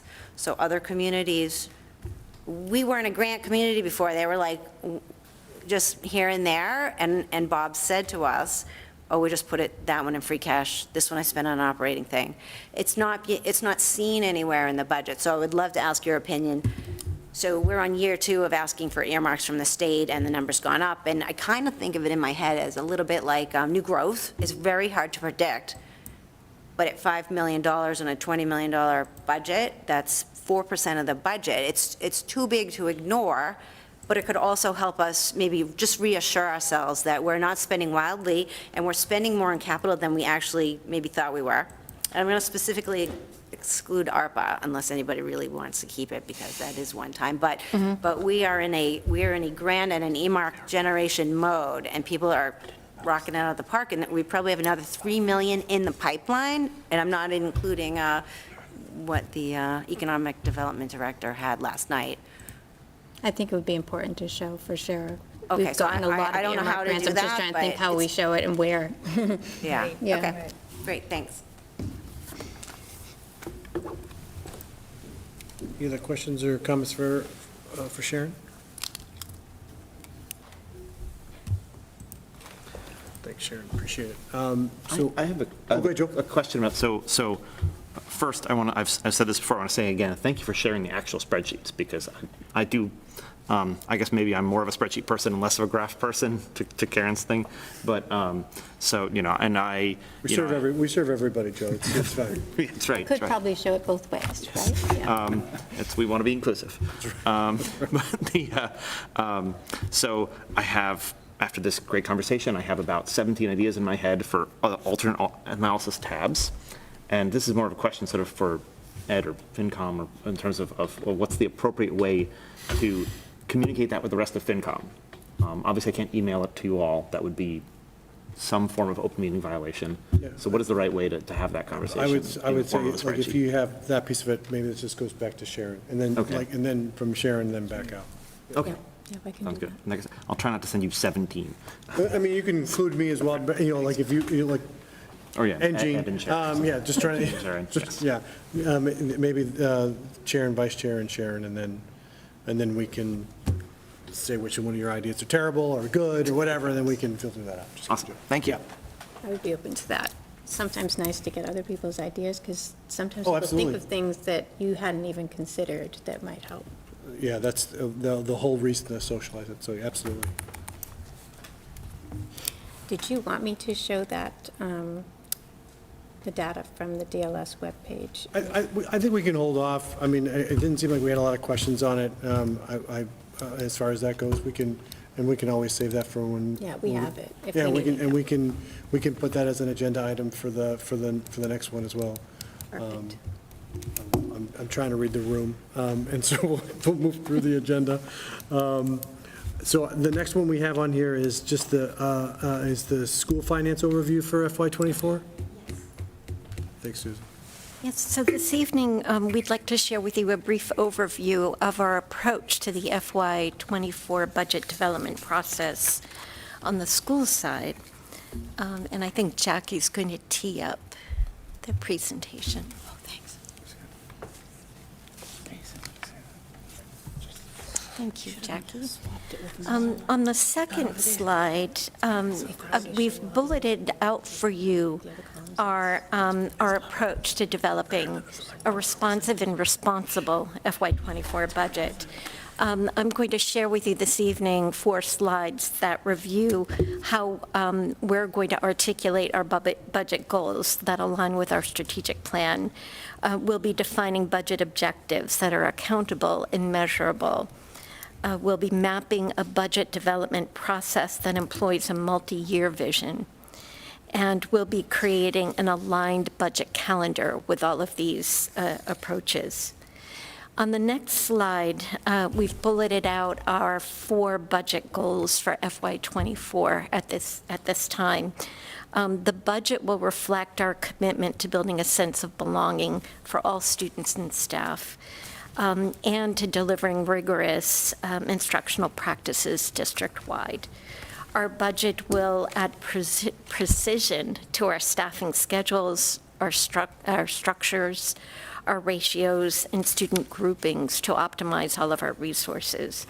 We're going to maximize all of our funding by focusing on strategies and programs that have proven successful in producing student outcomes and in regard to the program's cost. And essentially, we're going to be continuing the pathway toward building a universal free full-day kindergarten program and adequately plan for our ESSER cliff during the years of FY '24 and '25. The budget objectives on the next slide for FY '24 have been defined in order to help us reach our goals. The resources will be examined, outcomes analyzed, and investments made that do produce outcomes for students while yielding future cost savings. We'll meet all of our contractual obligations as well as our federal and state mandates. Our funding sources will be braided and leveraged, again, to optimize all of our resources. Decisions will be made that are data-driven, collaborative, transparent, and based on strategies and programs, again, with proven results. And all of our stakeholders will be engaged, and their voices will be reflected in the decisions that are made. The next slide outlines more detail related to these 3 major categories of our approach. Regarding scrutinizing our data, we'll be reviewing our FY '22 end-year status and assessing our FY '23 projected expenses and our fund balances. We're forecasting student enrollment and class sizes. We're examining our staffing schedules, our student groupings, our ratios through FY '26. We're working on projecting our special ed accommodated costs also over the next 3 years through FY '26. We're planning for expense trends, contractual obligations, and state and federal mandates again through FY '26. The second category in terms of optimizing funding, some of the ways in which we're going to maximize all of our funding is to look at not only our operating budget and how we've allocated our resources, but consider the way in which we're developing our grants. So, for example, this year, we have a 240 grant that delivers special ed services. Within that grant, in prior years, we've budgeted professional teaching salaries to that grant. But by doing so, we also had to allocate about $81,000 to pay for MTRS retirement expenses. Simply by shifting those professional salaries out of the grant and into the operating budget, we were able to move more paraprofessional salaries into the grant, thus gaining $81,000 in our base budget. We've also looked at our special revenue funds, and we've started with our food service program. This is another good example where we hire paraprofessionals specifically to come in and be lunchroom aides for 2 hours a day in every elementary school building, and that's being charged to the operating budget, whereas it makes more sense to charge that direct expense to our food service account. So that in itself is generating $42,000 to our baseline school department budget. So these are two really good examples of the ways in which we're examining our expenditures and finding ways to leverage our grants in very meaningful and appropriate ways. And then lastly, engaging our stakeholders. You know, we're already starting to have conversations and have been throughout the spring and summer with our district leadership teams, our bargaining units. We'll be starting with our school councils, certainly our school committee, our town colleagues, and the community. The very last slide shows a budget calendar for what we all can expect during September and December. We're meeting with you all. We're reviewing the budget timeline process, and we're beginning our discussions with more stakeholders. We'll be forecasting enrollment beginning October 1st, when we have the official enrollment numbers that are submitted to DESE. And throughout these next 8 weeks, we'll be discussing our priorities and, again, our resource allocation, our staffing structures with our leaders. November and December, we'll be making resource allocation decisions. We'll present a preliminary budget to school committee and conduct planning sessions with teams of school committee members. And then during January, it's when this budget becomes presented and discussed and questions asked.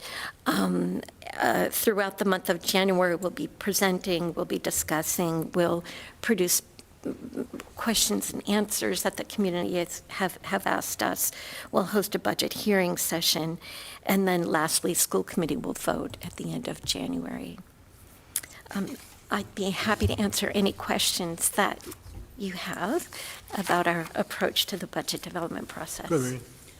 Hi, I wanted to ask about something that struck me, your ESSER cliff in fiscal year 24-25, and while you were speaking, I tried to look back in the fiscal year 23 budget, so I see in one of the tables, it's about $839K of ESSER 3 was helping you in fiscal year 22, or in the fiscal year 23 budget. It was received in 22, and as best as I can tell, that says 2.5 team chairs and the grade 9 and 10 Project Wayfinder, social emotional learning. So is that correct? Well, the ESSER, the budgeted amounts for FY24 and FY25, that both of those budget years will need to pick up for ESSER. For ESSER 2, $233,368 will be picked up by the operating budget to help pay for staff. That's currently included in the ESSER 2 budget. And then in ESSER 3, the total is $371,875. So the ESSER budget is spread out. The cliff is spread out across 2 fiscal years. There are other items charged to our ESSER budgets, and some are, the MTRS, Project Wayfinder, as you described, which we'll adopt. Okay, because when I saw this 838K number in federal, state, and private grants, I just said, oh, so is that an amount suddenly has to come out of the operating budget, or? So what we've done is we've looked at that to see what will continue and how the operating budget, how much the operating budget will need to absorb in order to continue. So with for example, substantial- like the Project Wayfinder, I know that the budget said we're going to evaluate if it was effective, so it may or may not continue. Yes. Okay, Yeah. thank you. Okay, you're welcome. Bridget? I feel like we just kind of skipped over it, but you mentioned, Sharon, that there's been some collaboration between the town and the school side on the issue of full-day K. And it sounds like there's still conversations to be had, but I just wanted to just say that's wonderful, and thank you. And it's nice to see that kind of tradition of collaboration between the town and the school side that I think historically has been a strength of the town, clearly being continued by some of the newer leadership. So thanks to the town manager and the superintendent and both of you and everyone who's involved. That's just exciting to hear that update. Very exciting.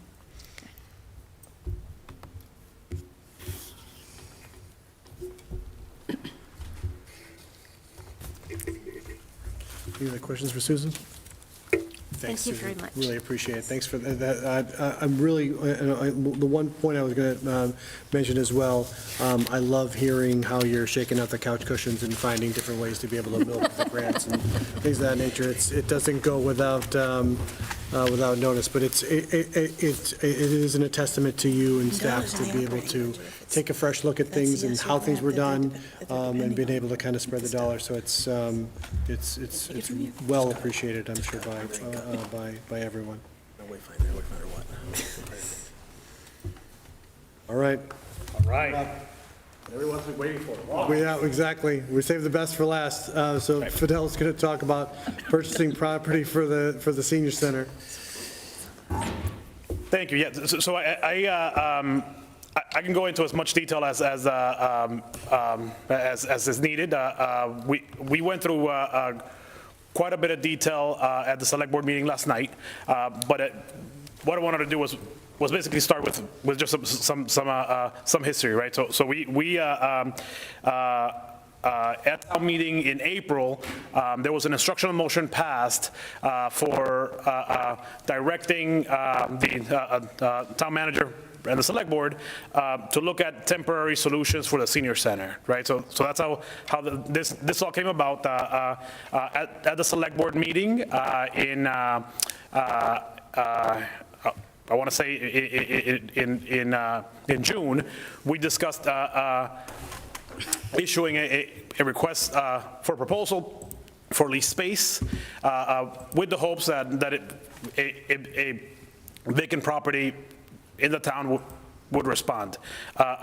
We were happy to discover that the vacant Walgreens building on Main Street responded with an offer to lease the building to the town. That offer was for $18,000 per month in rent for the first 9 years, and the offer would then go to $36,000 a month in rent from years 9 to 20. So after meeting in the select board, we discussed potentially issuing another RFP to see what properties were available for purchase. So that RFP was opened on Monday, and it is on page, it's on the packet. I want to say, Jackie, it's maybe page 44, maybe? Yeah, exactly. So it's right there. I shared it with the select board yesterday. Looks like it might be flipped. It is an offer from the owners of the building. It is, how it's worded is that it is for $7 million with a $2 million sales credit. Well, obviously, we just received this offer. We haven't had a chance to discuss the financial impacts or pros and cons. All we did at the select board meeting last night was just we opened the RFP. At the same time, what we have been doing is we engaged an architect. It is our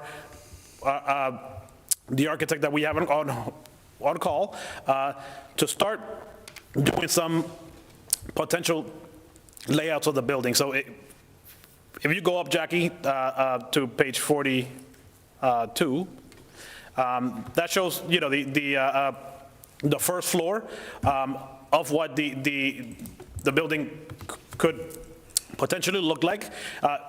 And I do say potential because there is an engagement process that we are undertaking right now with Recalc and the Council of Aging in order to try to fine tune, you know, what goes where. For example, how big should the library and computer rooms be? You know, where should the kitchen go? It's all of these details that we wanted to figure out, so that that process is ongoing and will continue through the month of October. What we really wanted to do, though, is to get a preliminary layout of what the building could look like to the residents and to the seniors. And as important, we wanted to get a very preliminary and rough estimate of what a potential renovation could cost. In the packet, we have an estimate of $7.3 million. That is first step estimate with inflation and without going out to bid. I would not hang my hat on that estimate, but we just wanted, you know, a starting ballpark. So where we at right now is that the select board has included an article in the town meeting warrant for November. It is Article 19, and essentially what 19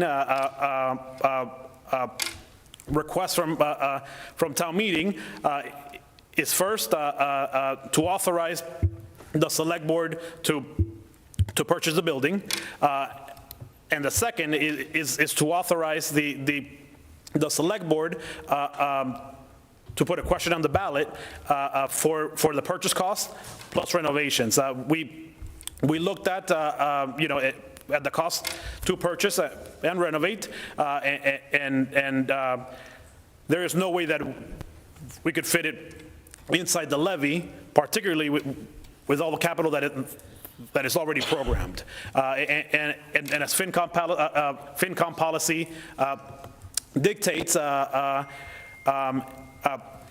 any capital projects that are above $5 million, should really be entertained as a debt exclusion. So again, we have a long way to row, a long way to go. The article in town meeting was placed originally as a placeholder. It is up to the select board, I think, to act on that article. But I am pretty excited about this possibility. As you know, it is a vacant property that is in the downtown. It has been vacant since 2014, and in my short time here, it comes up on a regular basis, and actually did come up in the initial engagement process around a new building for the senior center. So, any questions? I'm here to help. What's the seller credit for? What is the seller credit for? Not sure.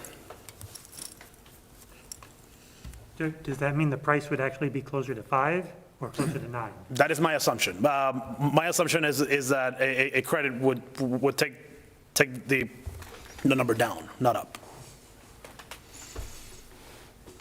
Go ahead, Marion. What's going to happen, is this going to be an annex, or are we still going to keep the old senior center? And if not, I mean, that old senior center has some good amount of parking that we would want to give up, or all the people who are concerned about Oakland Road, if it would that have any potential to redevelop that into senior housing, which would be conveniently located to the senior center? So what are we doing with the old one? I think we need to answer this first, right? I mean, Yeah. because if this is a possibility, I think it is up to the select board and town meeting to decide what that building is for. I mean, we from an operational standpoint, I would not want to consider it as an annex, just from an operational standpoint, of staffing two buildings for the same function. But in terms of what could the building be used for, it's an exciting proposition. I mean, or it could be sold to help pay for this one, I don't know. I think it's historical, right? You can't, It is historical. okay. Thanks. I just had a procedural question. So since it's the select board's job to put this as a debt exclusion, and I agree, given the numbers, it would be a debt exclusion, will the select board weigh in on the article before it comes to FINCOM? That would seem like the natural order. So the select board did weigh on that, on the article and Oh, closed the they voted warrant. to recommend it? That's correct, last night, I at the select board meeting. I missed a meeting. Okay, sorry, everybody. Okay. Yeah, it is on the warrant for November. That's a little different. Okay. Did the select board vote to put it on the warrant, or did the select board vote to recommend the subject matter?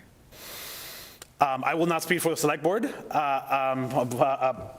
Vice Chair, I'm not sure if you want. Votes on it, we discussed it, we decided we wanted to put it forward, Okay, and I believe it was how do I say this? We voted it as part of a group, there weren't any there weren't individuals taken, we did pull out one article voted in that. got it. Thank you. I have the same questions. Thank you very much. Go ahead, Mark.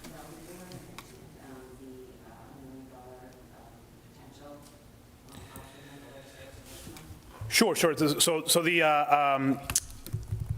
in the economic development bill that is stalled at the moment, but we ask our legislators about every opportunity we get. There is a $1 million earmark essentially for a senior center in Reading. So if should that bill happen and that earmark be still in there, it would be a huge win for Reading. Who's negotiating with the owner? Yeah, we haven't started that yet, but we are going to have an executive session with the select board on October 11th, and the negotiations would be done by town council.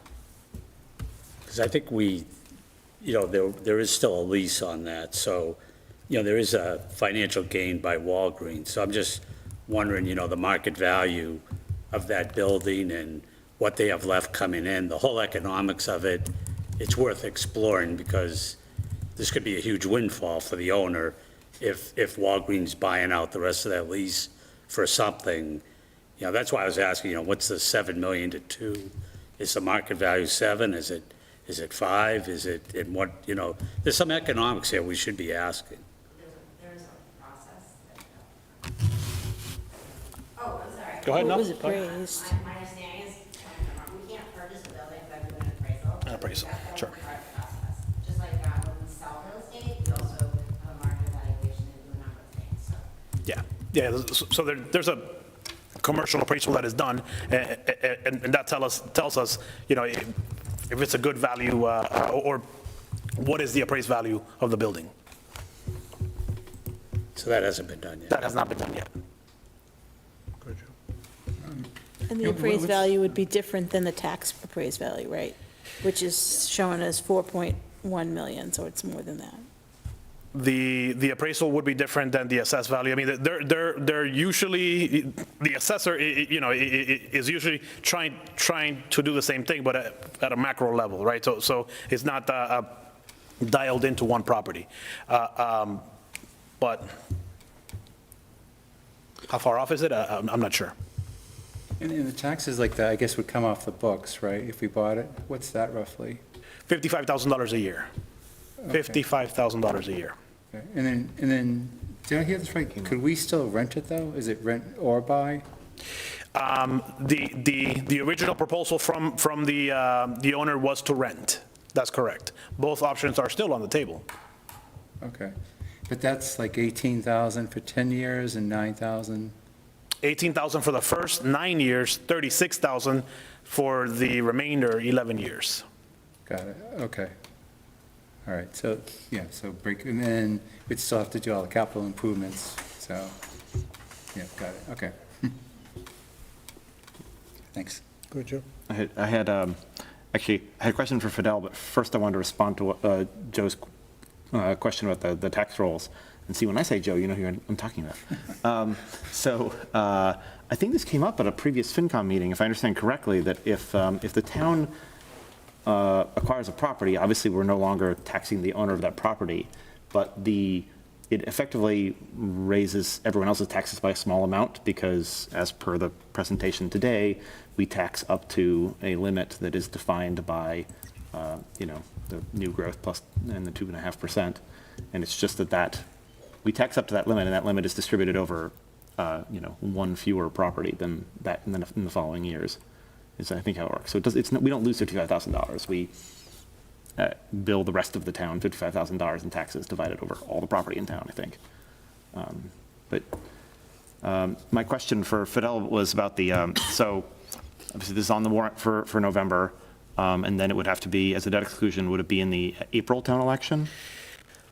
That's what we're shooting for.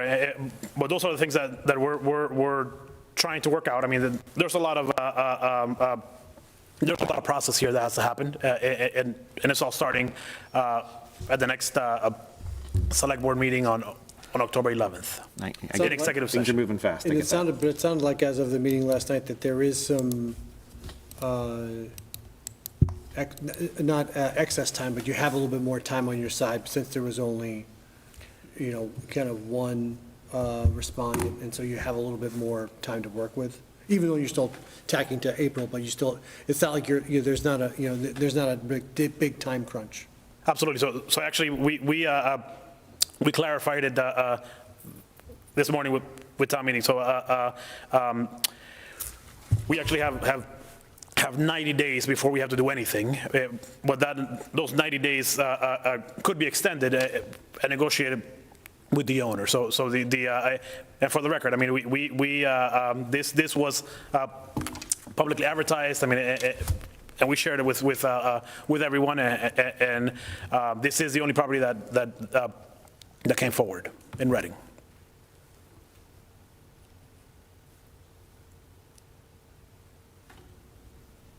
Quick, here you go. Okay, one thing I might share, just for bouncing the hood around, is that walking out of the Killam School building today, Jared commented that you can regularly expect $733 a square foot for construction these days, and there is a number in that estimate of the build-out, which I think is 489 or 482, and so the building is 22,000 square feet, and maybe there's 15,000 of actual usable space. I have not been able, the short answer is I have not been able to do any calculations to show that it would be anywhere near $733 a square foot, just as a data point.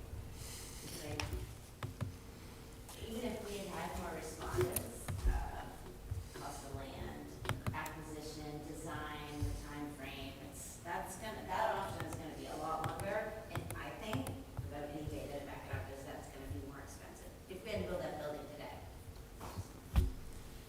I concur. Ed, can I ask Karen a question? Oh, yeah, go ahead. Following up on what you're saying, is it your understanding from being on the building committee and your profession that municipal costs for building schools have their own certain construction costs per square foot versus, even though this is a municipal thing, it's not, it's a different kind of building. Like, is it a different construction cost per square foot based on the type of building too?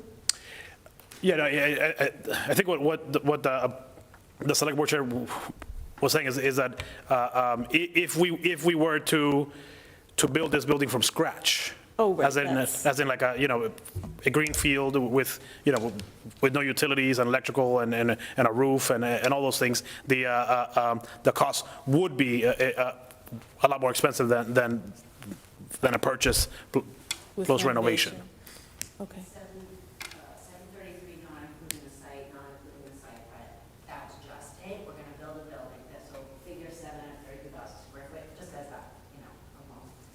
I don't think they're that dissimilar as the school building, it's renovating a senior center, some bathrooms, a kitchen, kind of thing.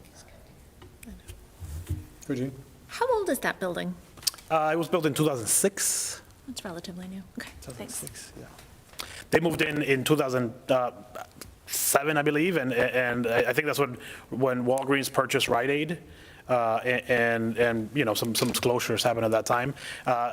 We are not unique. There are, I'm sure, if you Google vacant Walgreens buildings, there's a slew of these in the market. That was always a Walgreens. Any other questions for Fidel? Thank you. Thank you. All right, so the last, kind of item, from a financial forum perspective is just probably more just kind of talking about, kind of what our future meetings look like. And just for, and it's been already kind of, some of these dates so far have been, discussed in some of the presentations by both Sharon and Susan. But we've, from a public meeting perspective, we have October 19th is our next meeting, where we'll be looking at and reviewing and discussing recommendations and guidelines for the FY24 budget as with respect to free cash use. And then also at that October 19th meeting, we'll be voting on the 23. Oh, love it. 23 items for November town meeting. Luckily, we don't have to vote on all of them, but we'll do, so we'll be voting on those November town meeting articles on the 19th. The week after, we'll have our second financial forum, and we'll probably discuss agenda items in between now and the 19th and finalize that on the 19th, and so we can get that out and publish that ahead of time for the 26th. So town meeting's the 10th? Town meeting starts November 14th. 14th. And so I'm going off a different thing. I have something in the packet. Continue down. Yeah, so I was going off of the one that's in the packet. So we have the second as our next meeting, but more than likely, the reason I was mentioning the 14th is that we may not do the second, and if there's something that we have to discuss, we could do that on the 14th. And then we have the 4+ meetings, dates for town meeting through the 28th. Happy Thanksgiving. And then town budget will be the month of December, school budgets through the month of January. And correct me if I'm wrong, Fidel, by charter, it's January 31st that school committee has to have their budget to town manager, and then February 28th is when you have to have it to FINCOM, correct? That's correct. And so then, rest of the meetings, 22nd, FINCOM for school budget, for March 1st for town budgets, and then we'll be voting on articles the 8th and the 15th, And then that leads up to town election on the 4th. Double fingers. What's that? You want to move it up? Yeah, there we go. And so then, and then town meeting we have in the end of April. And then the last one is the end of June. So that's just our, that's our meeting schedule, and I'm sure we'll have, kind of different dates in between. Any questions on, kind of future meetings or agenda items ahead of that? Did you need to adjourn? Is, Let's see. yeah, Jackie, can you just let us know who's on, Paolo's who's still on Zoom? there. Chris is still there. I'm sorry, Jackie, I didn't hear that. Nancy D has her hand raised. Oh, absolutely. Yep, please.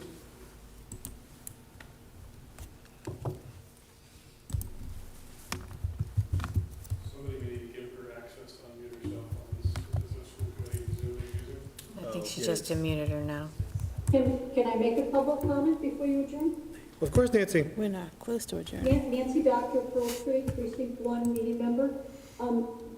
Thank you all for all your time on other subject matters. I'm wondering two things. One, to pick up on something the first speaker had mentioned, which is transparency. And then Jane, I think, mentioned the word trust. I'm wondering if FINCOM, during town meeting, could actually list the potential capital projects that we're going to be faced and actually even have it in our package, because it sounds like we're going to be faced with voting on some capital projects before Killam, before we know the cost of Killam. And I think it's really important that we understand Killam is our priority. And I'm a little concerned that we're having a lot of surveys and a lot of talk about other capital projects, whether it's a senior center, whether it's affordable housing, whether it's this community center. And Killam, obviously, we're not going to know the true cost of it for a while, but we do have some guesstimates. And I think we really need to make sure that town meeting is aware of that, because it feels disingenuous to ask town meeting to vote on projects without knowing what is literally coming down the pipe. The other thing, I completely understand that we cannot make staff salary a capital project, but that is a very big issue that is something that has to be talked about before we talk about buildings. I can't speak for the town side, but I do know the school side. Teachers are going to have their salaries raised. She wants to raise the budget $3 million. Probably somewhere between $10,000 and $15,000 per teacher. Times 300. So I think it behooves FinCom to make sure that that's in the discussion. Thank you. Thanks, Nancy.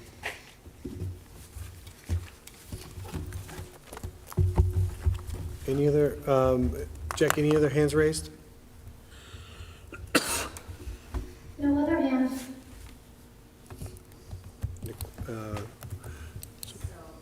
Chris or Carla would entertain a motion to adjourn the select board. Okay, make a motion. I gotta get a second now. Big Carlo. Second? Good work. Okay, second. All those in favor, Carla? Yes. Chris? Yes. And Karen? Yes, we are adjourned. Great, thank you. And I have minutes when you're ready. Yep. Ready? Oh, I'm ready. Move to I'm ready. Move to approve the Finance Committee minutes dated August 17th, 2002. Second. Could I make a slight amendment? Oh, dang it. At the bottom of the first page, it says that they'll have the speaker from the Division of Local Standards, but it's actually Division of Local Services, Yes, it is services, you're right. at the bottom of the first page. Thank you. We can call that a friendly amendment and just approve them as friendly amended. Is that correct? If everyone's amenable to the friendly amendment? I'm amenable to it, yes. Everyone amenable? Thanks, Jeffrey. Any other comments or questions on the minutes? I think we need a second. Did someone second? I second. Oh, thanks. Oh, sweet. We're all here. Swooped in. Oh, let's see, let's move to a vote. All in favor? Best thing ever. Love the hands. Can I just ask one quick 0. question, Ed? So I see that there's an opening on FINCOM posted. No, we talked about it before you got here. Oh, I'm sorry. No, it's okay. Go ahead. I had Go a ahead. school meet. Can I just presume that's Andrew? Yeah. Yes, Okay. yeah. Actually, we talked about it before you were here. So it is Andrew, not you. So, yeah, so. I had a senior parent meeting. No, I'm joking. I'm just joking, Mary Ann. Sorry. We've been here for 3 hours. So I'm not used to this. I'm definitely punching. Thank you. Any other kind of questions or comments? If not, you know what I'm looking for. Motion to adjourn. Second. All those in favor? Let's go. 8-0. We are adjourned.